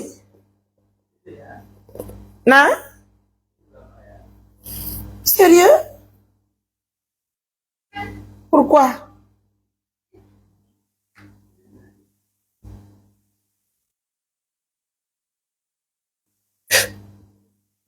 donc haray musibbe ko andinti ngoldon menen ka amen menen dewgal ko honno ndarirte dewgal ko honno ko ya toro sababa nafo kala biddo debbo mo ala okuma ko ya jombo mo hore jikki est ce que don faltade donc menen me wona moné ko to hebata biddo debbo mo jomba ka hande c'était notre souhait d'ailleurs est ce que vous comprenez mais yo des parents be ombo je vais vous dire une chose nous avons été à Conakry nous avons parlé avec nous avons fait des émissions millions d'émissions nous n'avons pas retrouvé la famille de Mabintou Sister Mabintou nous a dit qu'elle a perdu sa mère qu'elle est orpheline de père et de mère. Mais maintenant, elle est orpheline. C'est là-bas actuellement qu'elle vit avec son enfant. Sinon, elle allait se retrouver toujours dans les rues de Conakry. Qu'elle n'a pas été le cas. Mais elle est sourde. Moi, je suis monté. Je ne sais pas si je fala jombude. Vous me fala jombango. Mais andi oso na yoro inu men déjà. Hari mon jombano kono kan go modi ba ko fetinir. On go ko kade bi no do hora kade kipali. Est-ce que vous comprenez les choses? Joni non. Mais yo ti mo ni o jabi o wel torikadi. Hara joni o ni mesi me yei, me yai, me ide musibe makogo. Est-ce que do faltade? Joni menen si me yei kona kiti me yei angolmo, me yai me longo me ndara si me haste ona sipe mako hippibe. Sipe mako asko long asko sipe wotitibe, me yota e faale ko be faala ko. Kono hande dewgal o hande o woni njano. Kimo way décider ngol hoore makko. Est-ce que do faltade? Parce que de toute façon, menen wona ko boni me faala. Ko dewgal sunna e farilla me faala ko wadugol mo dina l'islam me faala ko jokki ngomo pewal me faala ko ittu ngomo ka lawol me faala onon debbo mo yido hande no wasiri ni jango so ndari o debbo tawa yala debbo la bar gudo parce que debbo ko jogi on fami o debbo mo yeto menen mijo amen menen ko be faala ko men inna non de ko dum latto parce que hande wobbe no jodi golle mabbe o tayago fita golle amen de yar yeso est ce que don faltade menen mijo amen ko no fiyo debbo ko men jombo men mi jombira mo jikke e teddungal men addamo men tengamo men holtinamo men okkoramo dewgal men hollamo kadi yo danko gorko makko parce que ko dewgal sunna e farilla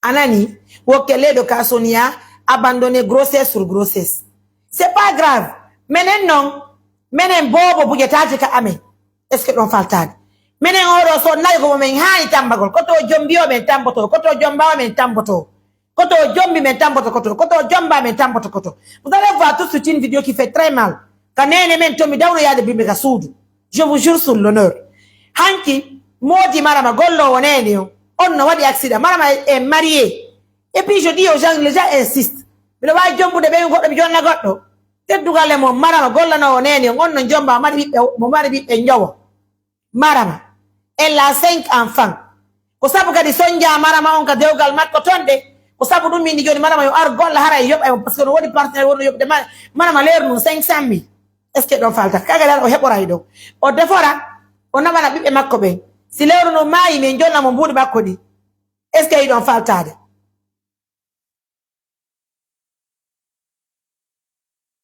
donc c'est ce qui se passe ko sabu dum men bannani marama bay marama ko ade yo me woni e wallitaade jonno men dettimo men ngatti mo do fiyo heboro kankadi mbudi way ko woni mo yobude kon en même temps hara o defora iso o defani nene maso mebe hara o nabora fibi e makko be est ce que don faltade donc e waldi kadi goddo hato jindo e ballal jonno on be o men de ko to jom maram ko jombaade marbe bibbe njawo hanki modi makko no wadi accident modi makko kwede makko de fopdati o wata darago hanki o ya hali hande o ya hali hanki nene lotaki hande be lotaki be nyaamali kati. Vous allez voir tout de suite cette vidéo. Il faut appeler. Quoi? C'est qui ça? Sa famille? Est-ce qu'il y en avait un autre diable? Ils sont maintenant là, ensemble. Monsieur Alpha? Non, la famille quoi. Est-ce que vous comprenez? Donc, Johnny menen o sonnaje do menen ko men waawi se men jombi mo men adda mo woni ko dewgal debbo ko do ala appel la basiro ko debbo ko do ala a fami on waawi wondera hida koto ko do déjà be wala ni mo be yewtim on fami hande koto nous on veut faire l'impossible quoi, c'est-à-dire ce que les gens estiment que c'est impossible, nous on veut faire l'impossible, on veut faire, c'est-à-dire on veut rendre la chose possible alors, vous comprenez? Donc si tay woni o jomba ma wadama ko dewgal laddim kamodi makko woni arde hande suudu darnama kuran no wada karo no wada partenaire be walla mi fi nyamete mabbe o danko nene o danko modi makko hande se jombi do debbo ko mojo burdo koto est ce que on wani ko no yete suudu imo wani ko no danki be itirte nafi o walo e danki minene ko be faala ko debbo hebudo bobo ara mo wani ko on do bobo hebirte hara so wari o wonda e koto o dankano e mo labbina mo o fetta koyde kotode o lota mo o inna mo ta yawka saare o inna mo ko do wonta o defana mo nyam ale prilo ya même d'autres qui ont dit Maria mo no way defude mi to lado la se o way defude on way bi mo wata defude non mais c'est pas possible avec certaines personnes fiu a ko teddugale mo hakkinde ami assalamu alaikum salam na laton wala ko Mariam Touré awa kono woni sibbe o bebe men hocci ko da kriwete monsieur Abu ko sita ko monsieur ko eme titi awa ko hombo e makambe hombo wondi Conakry ko ngutu mi yeti be sumerea ko mo sumerea ko to ni sumerea ko village marila ko to no yumma mabbe woni yumma makko no Conakry ton ko ni muro makko ala jungo no jungo di mango o mo ko sare ay ko tira makko be won be America be fofutum nimuro makko no jungo mabbe o ara go tuma go tuni aba ko teddugale bon kanyum monsieur Abu no nawni ka travo be hocca ko tombe wonno wala ndian wardude mabbe tan awala ibe tutude jiija ibe yuppade jiija me nayi be kala tan nyastin goto ala takko mabbe hara me den tori yo ballal yo we wallumen en wurene ya takko mabbe mi tori ko mi jeji on juldo jo wona be ko tan wonbe Amerique be walli to be anon kala be talbe letti do hambe fikira hore dum do si ko sare jori me nodda dimma nodda imbe makko be Conakry walle men fi Allah en nulado walle be mawbe tabe fekki hore men do non kadi wallindiren fi Allah ah Johnny dit qu'il va rappeler, il faut enregistrer le numéro. Maintenant pour les gens, maintenant mesdames messieurs, je vais vous dire une chose.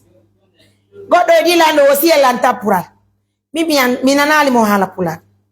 min ka non ngari binanta soso kono men jiba no woni me hala acce fi Allah inu la do falto dire mi wi leñol dara ta dewgal c'est dire ko non data dewgal ko dina kan dara ta dewgal hein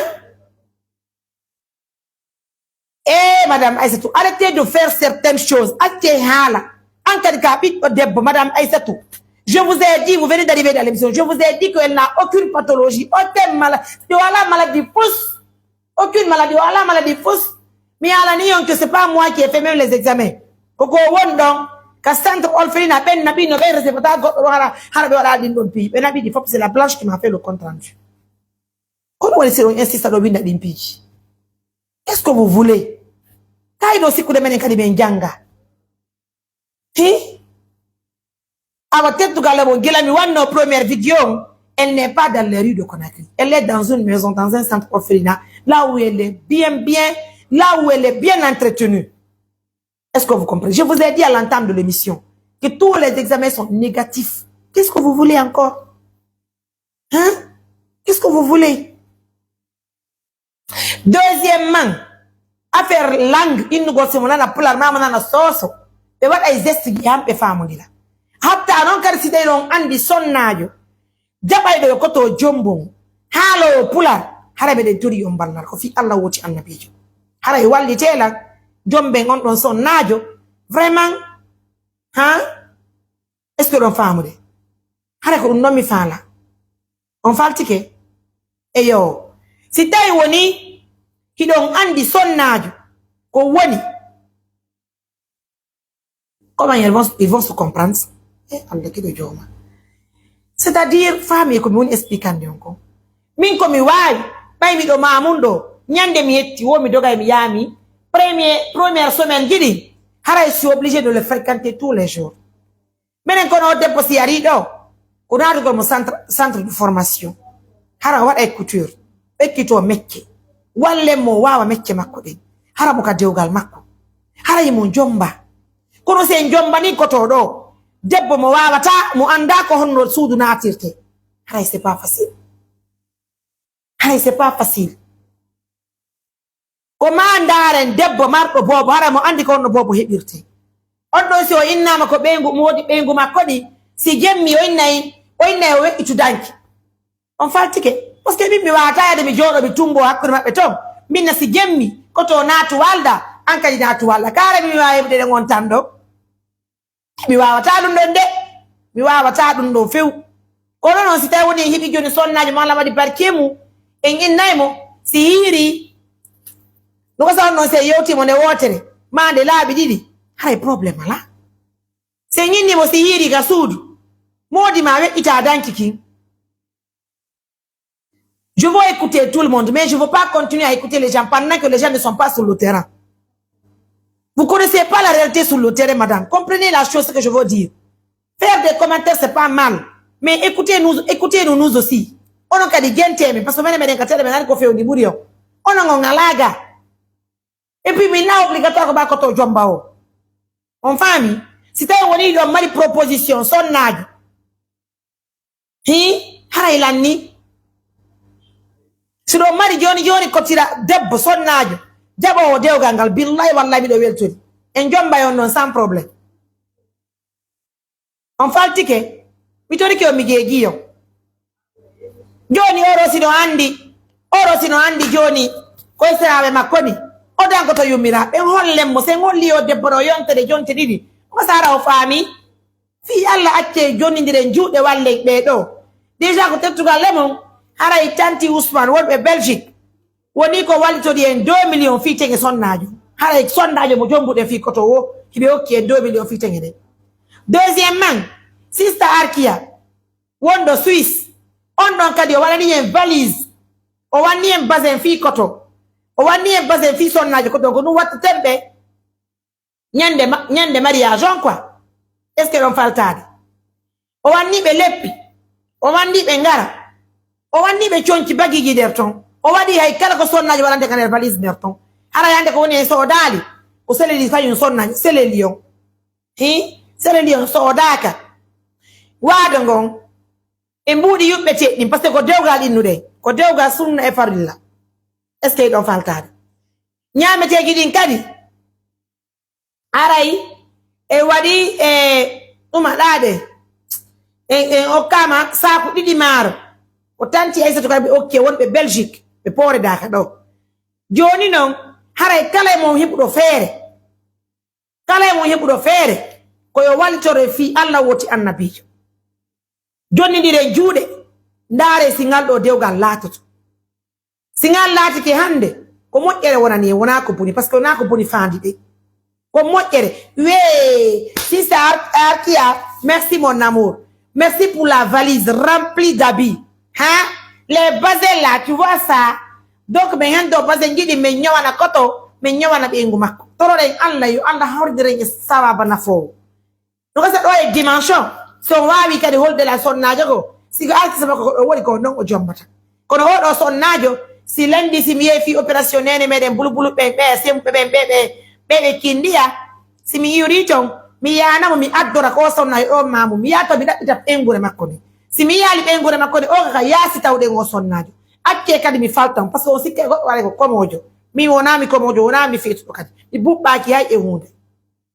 eɗon faltade si tawi woni en ɗaɓɓiti famille o ñen yaali ɓaggila fuɗɗen hiwde wallude o sonnajo ha hande hiyaadi o déjà si kono mari famille o wonta e laawol o wawta ka laawol mo mari boobo iɗon faltade koka laawol men tawimo min ɗettimo heeɓi lewru ka min yaali ɓeygure makko ne si min yanimo min yayi min longo si min hiɓi fayi makko koko moƴƴere men faandi min hollaɓe meɗen faala tiggal ngol o kottirawo amen est ce que on faltike kono ɗon mi wata ɓe holde ɓe non namen par ce que ko dagi wonɗen e wadde si tawii kadi en yaali fayi makko few ɗum hatta jomben bo minen min londoto ɓeygure makko ne mi wona e gorko mi wona e debbo ko waɗi islam no yamiri sonnajo yo jombe si mawɓe makko ɓen hay newnanali mara so tawi woni mawɓe falaka few o tippa ka diina islam no yami yo julɓe Allah ɓen ka juulirde yo humude dewgal ngal donc si tawi woni min ɗaɓɓiti ɓeygure makko ne min yaali minen ɗum empêchetaɓe waɗugol dewgal ngal minen ko mapine nami siko nawnuɗo o nawna psychiatrie o nawnayi ko raɓay ɗe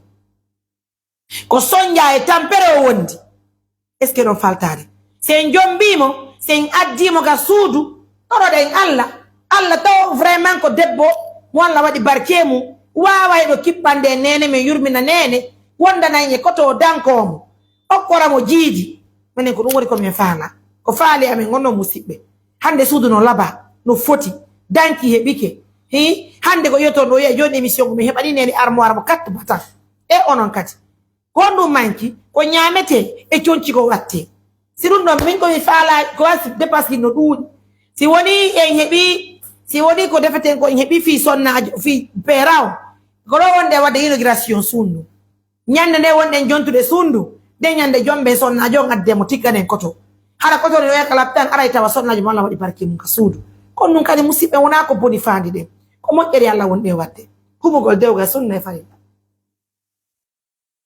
koto bayl ne parle pas sousou il va apprendre ou bien système habitude ne parle pas pulaar elle va apprendre il y a pas ça entre amour vous dites vous aussi o ñinnele ngono ngala acce fi Allah nani mi tori ko mi jeejono julɗo jeejite si o nanta pulaar o ekkitoto si koto o nanta soso o ekkitoto nene noon nanta fuskono kamɓe kadi ɓe faamude ka zestigi e faamodire ɓe hollidira e toon ɓe faamodira toroɗen Allah taw ko sawaba nafoowo nene wo kala komin darani koto kamɓe hiɓe ɓawami joni noon ɓe ñeɓal taw sonnayo ko goɗo ɓen heeɓi kon nu falloyo min waɗu kon nu falloyo min waɗu minen meɗen tori yalla yo Allah newnan men dewgal ngal haray dow valise o heɓike sista Arkia soodi valise o ngo fo makko on faami haray ko ɗum woni nder ton valise o heɓike heɓama haray ko mankanime ko selelion e waado ngon e mbuuɗi yumɓe teɗɗi kañuma kadi ko sonnajo on changirte e kon fi ɗottugol par ce que en ɗottaymo e ko innen ko dewgal sunna e farilla e waɗa woni peela on ha moƴƴa fi ko defete e kon kadi kala heɓuɗo feere okkoriɓe meɗen tori balla par ce que ko fi Allah woti annabijo wonɗen e wadde on faami ko hakkude Allah noon accemi yewtan ko nu winete gorko e debbo koto mi haalamo ka pula mi ina koto ko ɓeygu maani ora kani mengine mo hey ira habe na naki on fami si tay woni be woto diri ne wotere ma yontere hara ilanni ko no islam abi Allah wallahi ko Allah wallata musibbe ko Allah wallata e faamu diray to nyande gore on yali gide nyono yomba ko honno de ngi nete mi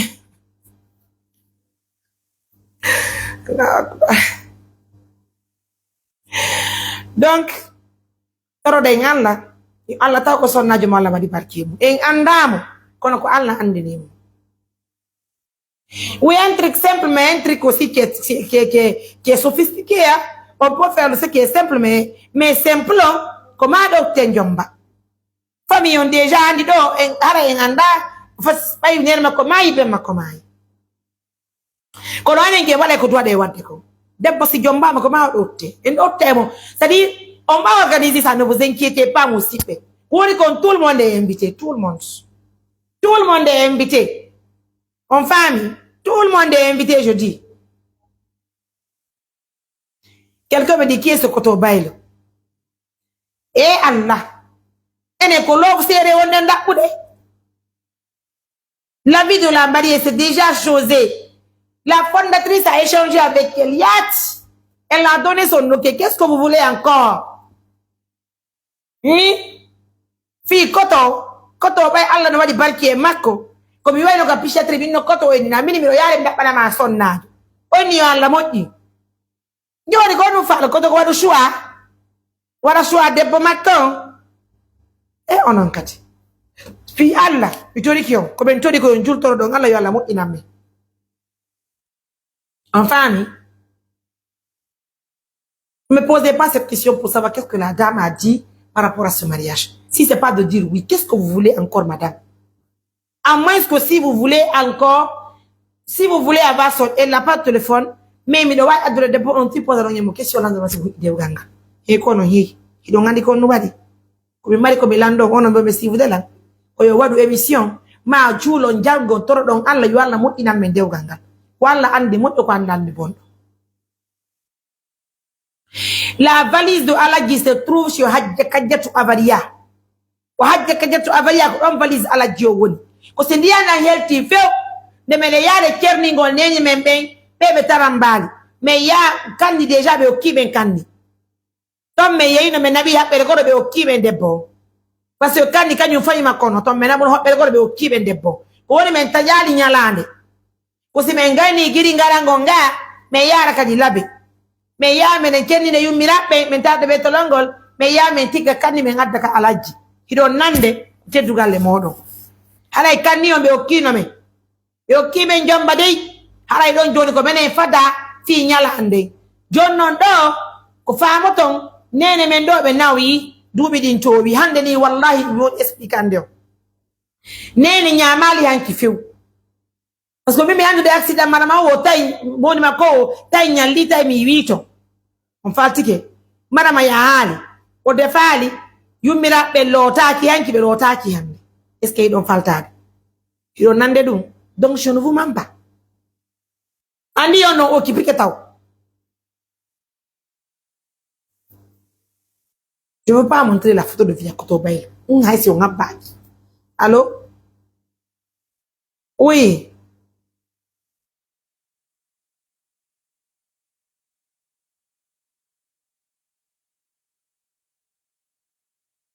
Yeah.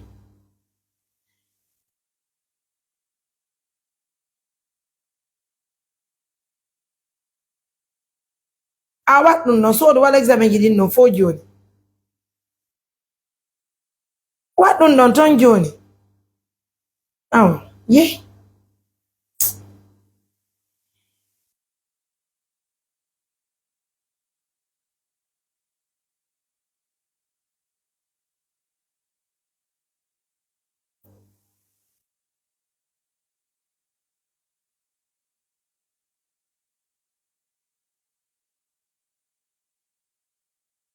Apply. No dibe yana hier de gasur. Tu appelles, tiens. Oh non. Tu étais quoi?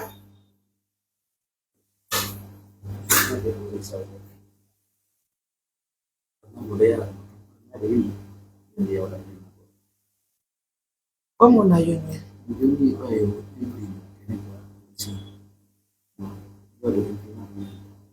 Juge d'enfant. Yo, cosa può che non dire? Juge d'enfant, il me décroche pas ni rien.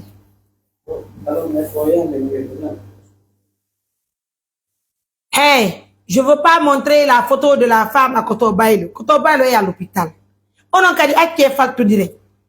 La femme que vous voyez là, hein, de Kotono yao, otawa eko de boyati, de kanga de moye koto, otawa eko gorko yati. Ake fi Allah nous là. Parce qu'on va entretenir la femme là. Alors c'est koto yimo ina tafa la ka de podo. Kanga so ikoto ina tafa la koto fi. Toro len Allah yo Allah mut ina nyebe ko mut ni ku fi dew ga sunna farilla. Kala marko fere okki men sa kumar. Ma bido ne ba ma sa ku basale me yabata. Parce que ku fi dew ga ngal. Et là, il faut qu'on nous invite toute la Guinée. Quand la journée Allah want aussi vous demain, c'est la Guinée. Et les invite mon assistant mariage ma peur. Mais voilà, t'as une yalande goy. Ça quoi men ko nyande men hande ni sunu no pentede. Ni sunu no penta malani. Mais les gars men amen men l'autre sunu men gaina. Men aménage men nada danne men nada fauteuil. Ko woni heba ki do wo ko porte rido jidi. En famille. Et tan nenen kadi. Hare ko tetugal le modo. Vraiment, ko no me mariko men holla. Donc là il faut nous inviter. Kala juldo Allah wondo sivu de ben do de invite on tiki. Are assiste au mariage koto e sonnajo makko. On famille ko moƴƴere faandi den. Ko moƴƴere faandi den. Hi hare ko woni der to. Hara me de weltani on fo to mi anda bo makko ko ajon bo mari ma chérie. Mi anda ko mi andi tum bobo ngalambu inde. Parce que ko be yega laptan ton ay tay birada na hadi andi o entretenamo e gayasi eux ils ont compris benay mo kala tambe no tutti bobo endidi on fami donc bobo hadi ala e muinde be sonni bobo bira ben ton kado etissage bobo on faltike donc ara ko teddugal e mo julbe alla be fono invita dum wana ella no ono be ni be do fatu e modi mun invita be no invita menen mede ngandi fatu e modi mun ko gine donc kala julbe alla wono suivu de be on tin invita kala arto kala mariage ala en tout cas men souhaite mon la bienvenue. E drage den kadi kala marko modi fers ko cionki sonni nene so koto cionni sonni makki salgi remplissana be valise o hara mawdo hara sitay woni koto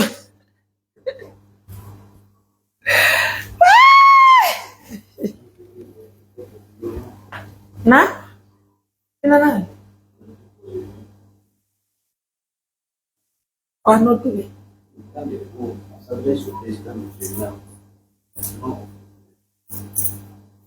quand on est classique de yo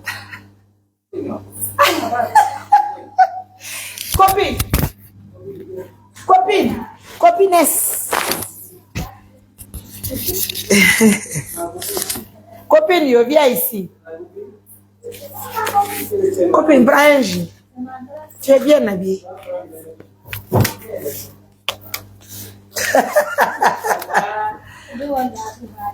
Yeah, papa, on go do what on me? Nah.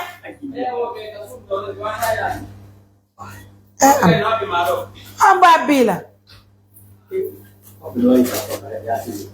I'm like, tu peux laisser les gens, tu vas pas faire l'entretien des gens. C'est quoi, moi, mon cas, si?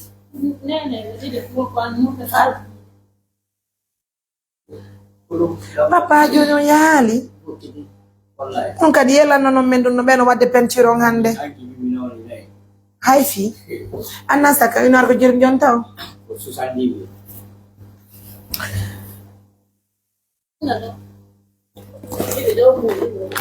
ko don jonna nambe ndari ko ara ko teddugal e boron donc ara yo sonnaje may banden do koto toro en ala taw sonnaje man wadi barki e mum o yaaro defana e koto o gayna o banandian nan koto loto o nyammina koto hi onaba koto kala tan etana benon boppo betro da 30,000 fi carburant on ka angay no ngaro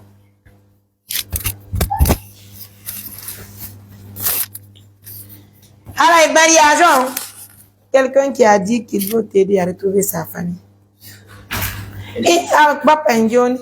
Non, Ada, ça va mon amour? Ada, tu peux passer au bureau aujourd'hui, car. Donc, fille, ben là, mais on peut dire, si tu m'as péton, ben, il y a une famille, on est ok, il n'y a pas de problème. Quand on va le domaine, tu vas famille, on a un problème. Mais comment tu as mes familles? Quand on a besoin de goro, toromo, tigamo, tigamo, jikke. Ada ka koto. Pas bana mais bon, ben, ala di barkiemu. Ko dan kano men no sudu ko darno dey. C'est ça.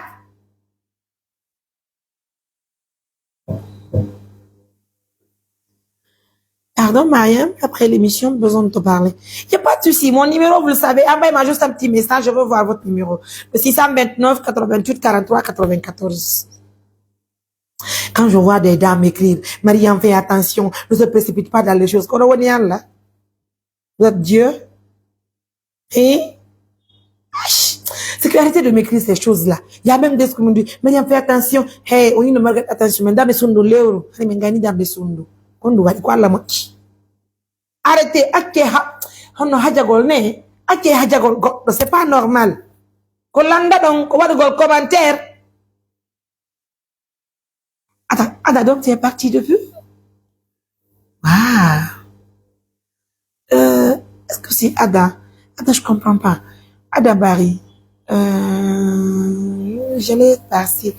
Donc, Ada, c'est pas toi qui es à l'hôpital d'ici. Ah, je te confonds avec une femme. Est-ce que vous avez l'hôpital régional ou ni Ada? Ah, ok, je vois.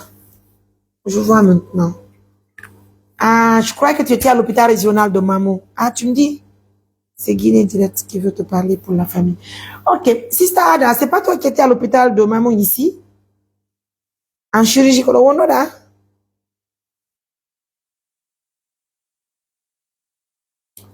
Mais d'accord, tu as jamais.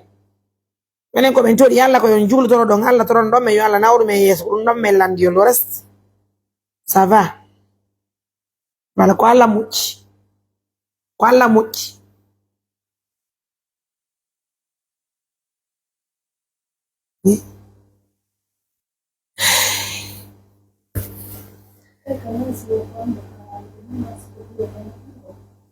comme tu peux leur dire de rentrer alors? Câble noir, il va les entretenir. Joni kala mardo fere salli gagol jula rewa Allah. Tarno men Allah yo Allah wulando walto men hara dewa ko ngala wale barkiemu. Men mala entere jomma ko to debbo mo mojja. Men ala entere to ko sona men jomma ko gorko mo mojja. Ko mojji faandi de. Hein? Lani debbo wondron non sister tu me confonds. Tu me confonds avec autre sûrement. Ok, je vois maintenant. Koto ondong. Mi hala niyo. Kome fala ko har so yalti kala tono to sonnajo. Deju do ka sudu. Sada mal sonna ko diga yalta ya si jinda. Hay sa jindi jemmande darta wata ko tuni mani. Ara wonna jogundi ya loto da. O nyammina ma si gorko nyami o hari. Mo wari ke o we torta.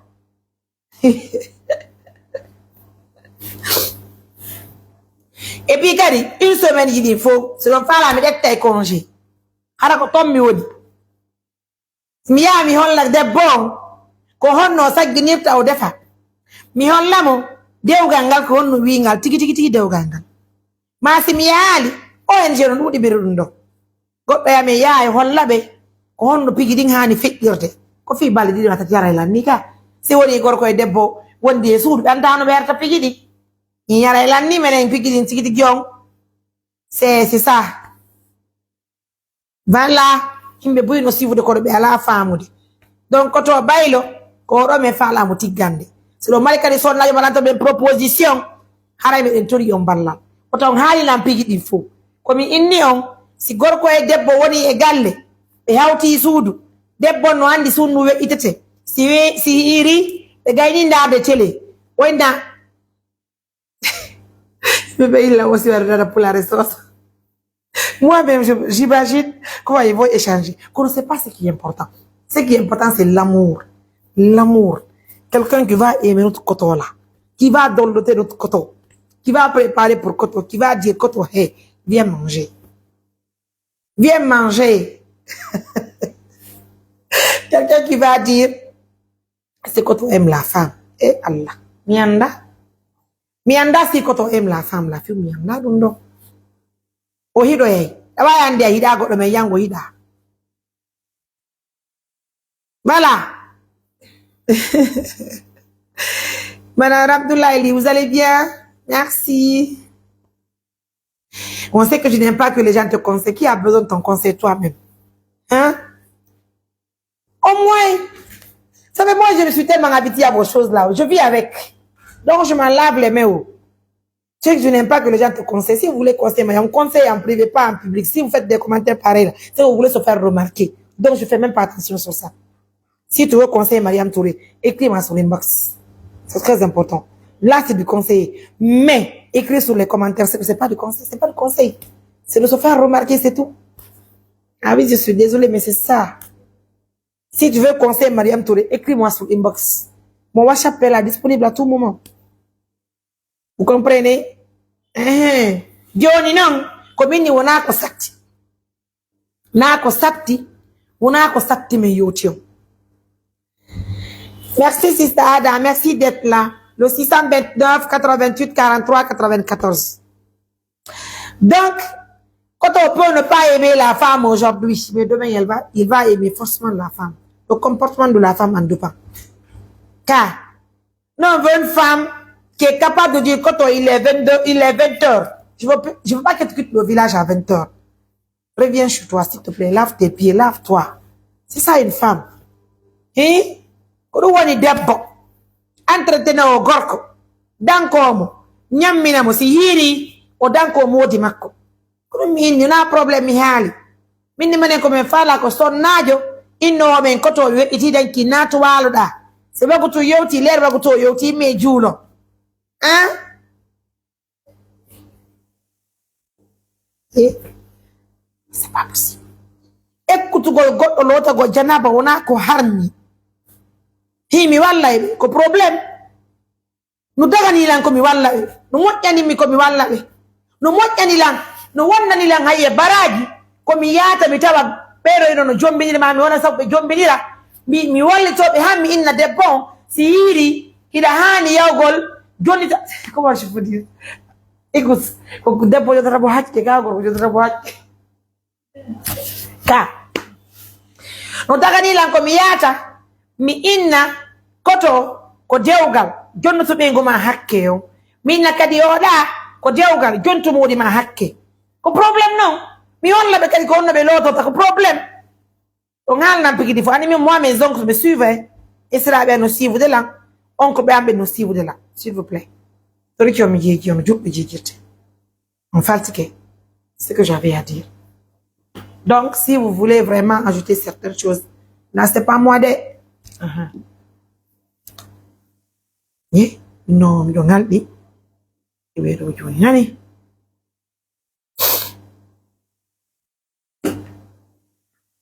comme on est au 66, c'est quoi 66 là? Hein? Ah, en tout cas. Ah, min tabe haali nan piji din fo de ko woni ko nono daga dila islam no yamiri dum don so gorko debbo at mo wanda wadi barke mum be si gor himbe dido jombe didi be famana piji din ene waddanta min nyirni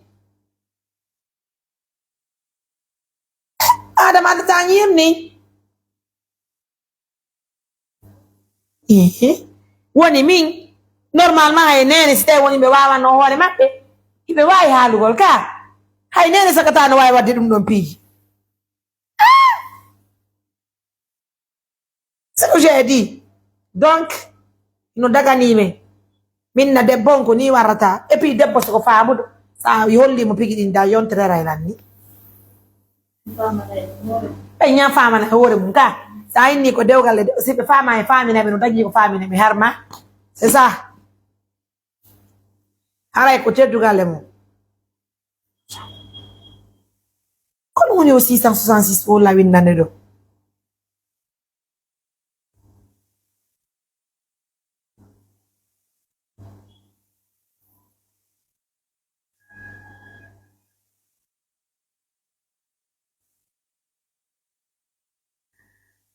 Oi, oi.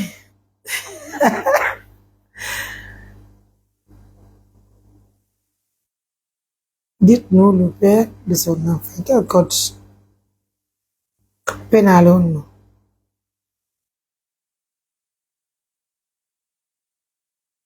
Ok. Il n'y a pas d'honte dans ça.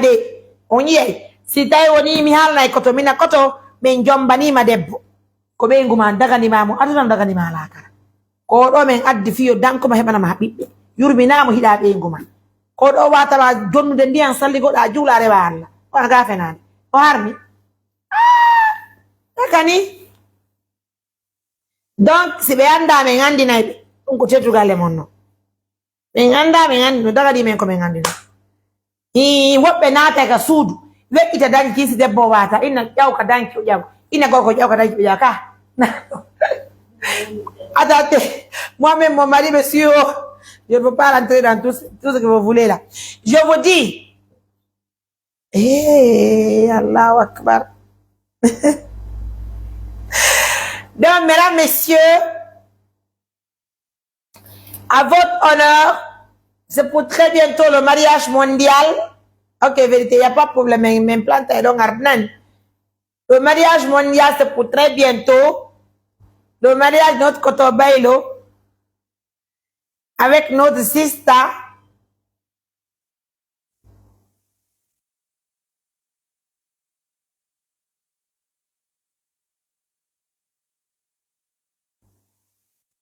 Hey. Henen kadem andi robe jombe tebe wona fu danko to israbe mu en holla mo ni molo ko seeda hollirtemo inne mo ko yummirabe ngo defanta kanko e modi makko pamana modi ekkito babangol modi makko israbe kanko e makko be hawta kanko yummirabe ma be hawta pamana gorko makko hala ko to siye jindo e seeda arti o taway debbo ka suudu inno mo sembu koyde maade loto en famille hala ko no la conseillère. Moi, je vais vous laisser, je suis très fatiguée, mes amours. Je vais vous laisser, mais retenez une chose. Le mariage, c'est Allah qui dit si c'est pas pour quelqu'un. Dieu galona fi pour le naso so ma maninka ko fi juldo ben fou. Kala marto dina men kan. Ino hato nyine jomi ni ko le men na problème no. En tout cas, me de welti me de salmini o moya. Hara jodo ngachana la mi photo seda. Mais retenez une chose, c'est qui reste clair. Ça gwa men hiden jonita. Il faut te marier avec, il faut d'accord. Mais elle on entend pular ne. Mais indi men noddi nene Sofiane wenni men wona après qu'est-ce que vous voulez comme force de gangal oya jiwu o wana après menen comme fala ko hebana koto amen danka no merso wadarso ndari koto amen taw mu je xey xamina harso wadi tawni harso wadi taw ala ko to anda ko filmed ala so wadi nda ko to boja na moto Allah ala so wadi ni ankati kono o ko so ala pos o watto nyoma ne mo robwe ala we ida danki la kama e de gal ko ala sokoto. C'est Dieu, c'est pas quelqu'un d'autre. En famille, mais les welti moi non. Et puis nyang, reste un peu s'il te plaît. Oh mironki, mironki. Je suis fatiguée. Je suis très fatiguée. Reste un peu s'il te plaît. Mironki qui une photo tout non. Le mariage que toi mi holiti on côté de la mona.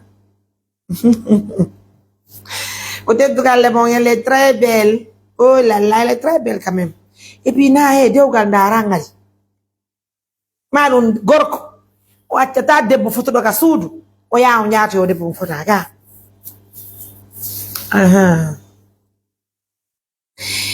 Je ne savais pas que tu étais une grande comédienne. Ouh là là, je ne suis pas comédienne de. Oui, ni ali o. Mi gaina ali sur une émission, dis-moi oui.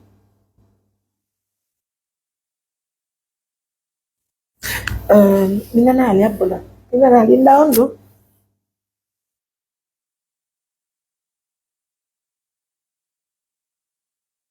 Okay, you be don awaka. Now mena wude ben armoire. Yana, je t'entends pas. Non? Oui. Ah, bas gidi. Non, bulangan dia c'est au cabine, nous me tu hanga ndentona. S'il te plaît, chérie. D'accord? Merci. E ada chantier là, depende de ande. Allez, mes amours, reste un peu, pardon, cet homme. Hey. Oh, reste un peu. Je suis avec ma copine. Ma CP mondiale est là, donc je peux pas rester un peu. Laissez-moi se reposer maintenant. Je vais aller au village voir le chantier de Nene Bureau mondial. Je vais appeler qui? Je veux appeler ma CP mondiale. Elle est fâchée. Attends, pourquoi il est parti? Je finis, je vais régler ton compte tout à l'heure. Wallah, tu me plais beaucoup, sister. Moi aussi, tu me plais beaucoup. I love you. I love you too. Donc, partenaire, amen. Il n'a pas adepte pour tout. Quand la wando si vous demee, mais tout le monde wonti donc aro mariage koto walla min defugol, walla min jombugol jomba, walla min amugol. Ara valise ngo hebbinama. Wotan. Kala mo wono kadi hebudo complet batti ton dagi. Mucci. Wonti en jomba mo me. Jomba. Anon do sen yafa yima ko hara kadde wa famille debbo gane wanna mo valise. Hara yo valise koto on hebata ne. Hara valise biro makko on hebata. Yalla. Andi biro makko ma yenen ba makko. Yurmiya. Hara yo valise koto on tum. Valise debbo hara yala. Hara yala. Kono ngasi en jomba e man kayasi. Ko ma na de suudu en jomba na e mo ga suudu. Joni en jom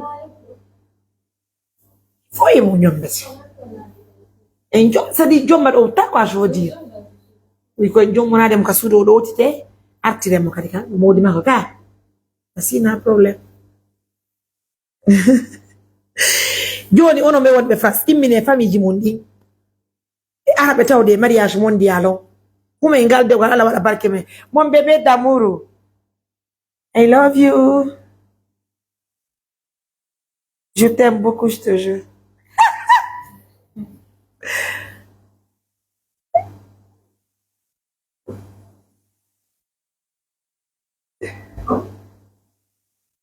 Yeah! Dieu le sait, Zandara. Merci, mon cœur. Tu sais que tu es ma CP mondiale. On peut aimer quelqu'un comme ça, même si on sommes en live, on appelle quelqu'un pour faire du love dans l'émission. Mingo antu nande goy. On a son milanga tu. Tawadan du. Afala boba ngombaulu. Tokaramako. Et puis il faut noter. Il faut noter, c'est toi-même le moni mondial. Je ne fais que penser à toi. On peut animer une émission et puis on appelle quelqu'un. Il y a deux personnes t'entendent. Reste tranquille. On finit tout y aller. Sérieux. Et puis voilà, alors qu'elle cœur, je dis quoi. Ma CP mondiale. Hala, son alanga tout. Et alanga de son affaire, la m'dieji, mais j'ai envie de ça, je te jure. À son yeah, non, il faut voir ça. Et Miali demande.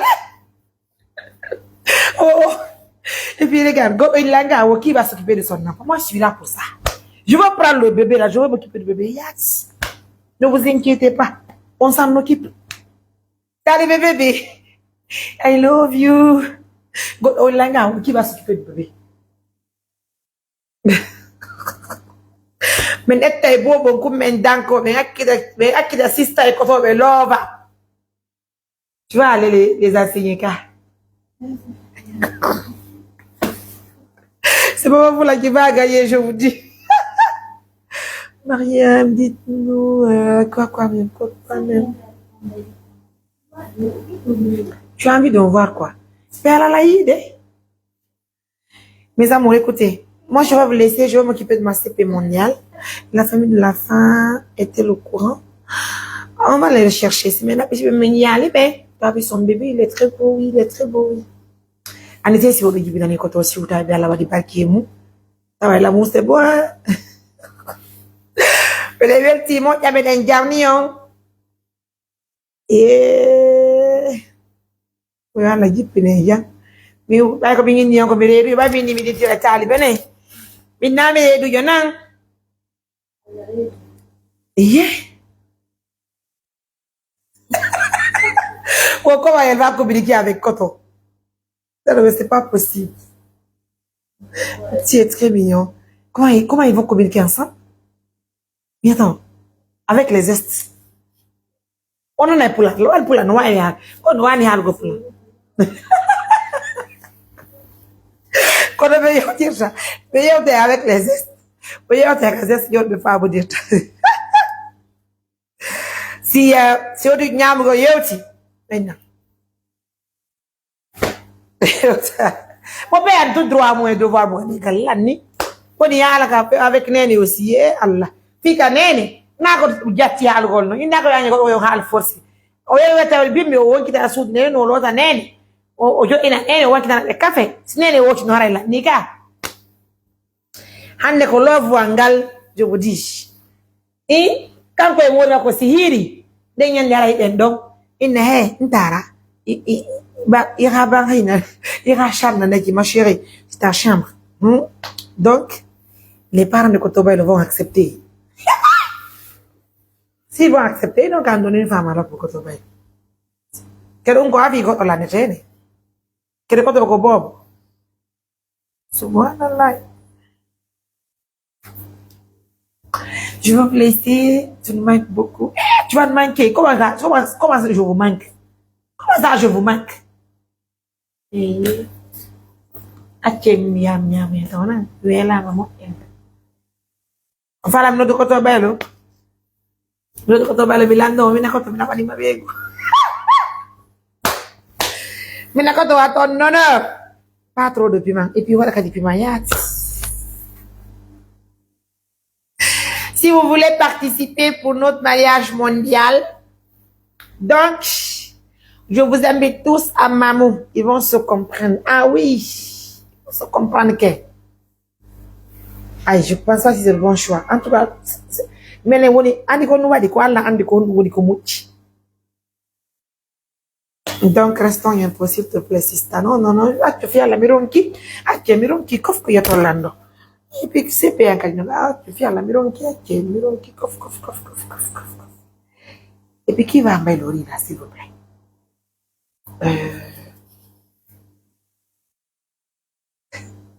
Oh wallahi on dit que Koto ko kadi na ona ko si Koto et c'est seulement je te demande où est Koto ben no kalaptan et anisa ko amende me yalt no kalaptan wara ma chérie har tout est prêt ngana jodi holle mo ko fallen ko har wara nyande wete pera on quoi parce que debbo on siadi wonda yam ya présente monene wara wonda yame. Allô, Berdinho? Mais il y a les mois. Bon, j'ai appelé la petite. J'ai appelé la petite.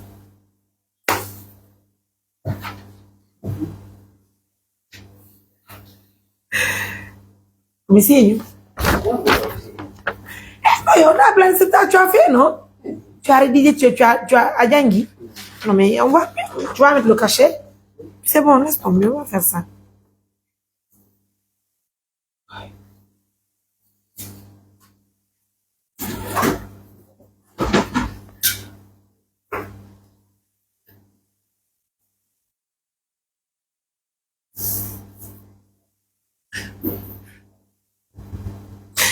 Oui, mais est-ce que tu avais prévenu que nous avions déjà l'enfant avec nous? Oui, mais dis-le. Ok. Elle confiée par l'inspectrice. L'inspectrice pour lui, la bourse. Quand tu vas là-bas, parce que là, nous on va en parler après, je suis en live. Vas-y. Allez, mes amours, je t'aime bien et j'aime ton travail, ton courage. Si tu ne te précipites pas. Oh là là. Tu es expert dans tous les domaines. Et puis, si les gens me disent, non, mais il y a un quoi, blague, mais match. Puis, il y a une nuit de noces, ma belle. Après, c'est la nuit de noces, quoi, on t'a donné, toi, tu vas regarder la télévision. La femme, Souzou. Je viens avec ma femme. Tu viens avec ta femme. Nene, nyana ubenguma beyango. Na? Nene, nyana ubenguma.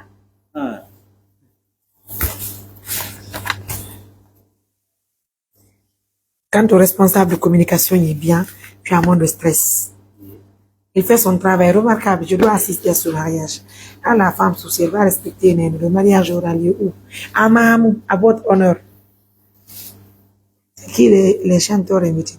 Non, quels sont les chanteurs invités? Non, mais il y en a des chanteurs. Où est? Mais va le bureau à mes sisters. Mais si John Banjodi que John era là comme il va le dire que non mais bon encore. Allez, attends, la guerre quand là-bas. O dikkala no men bobo gorko mo la wadi barke mum ala nene kala hebi tañira on va aller au village ne vous inquiétez pas inchallah Dianya wala respect on t'aime beaucoup moi si je vous aime artiste invité no mbaji oh mboma il faut aller avec elle mais là il y a beaucoup d'artistes mais on t'a dit que non moi je vais vous laisser I love you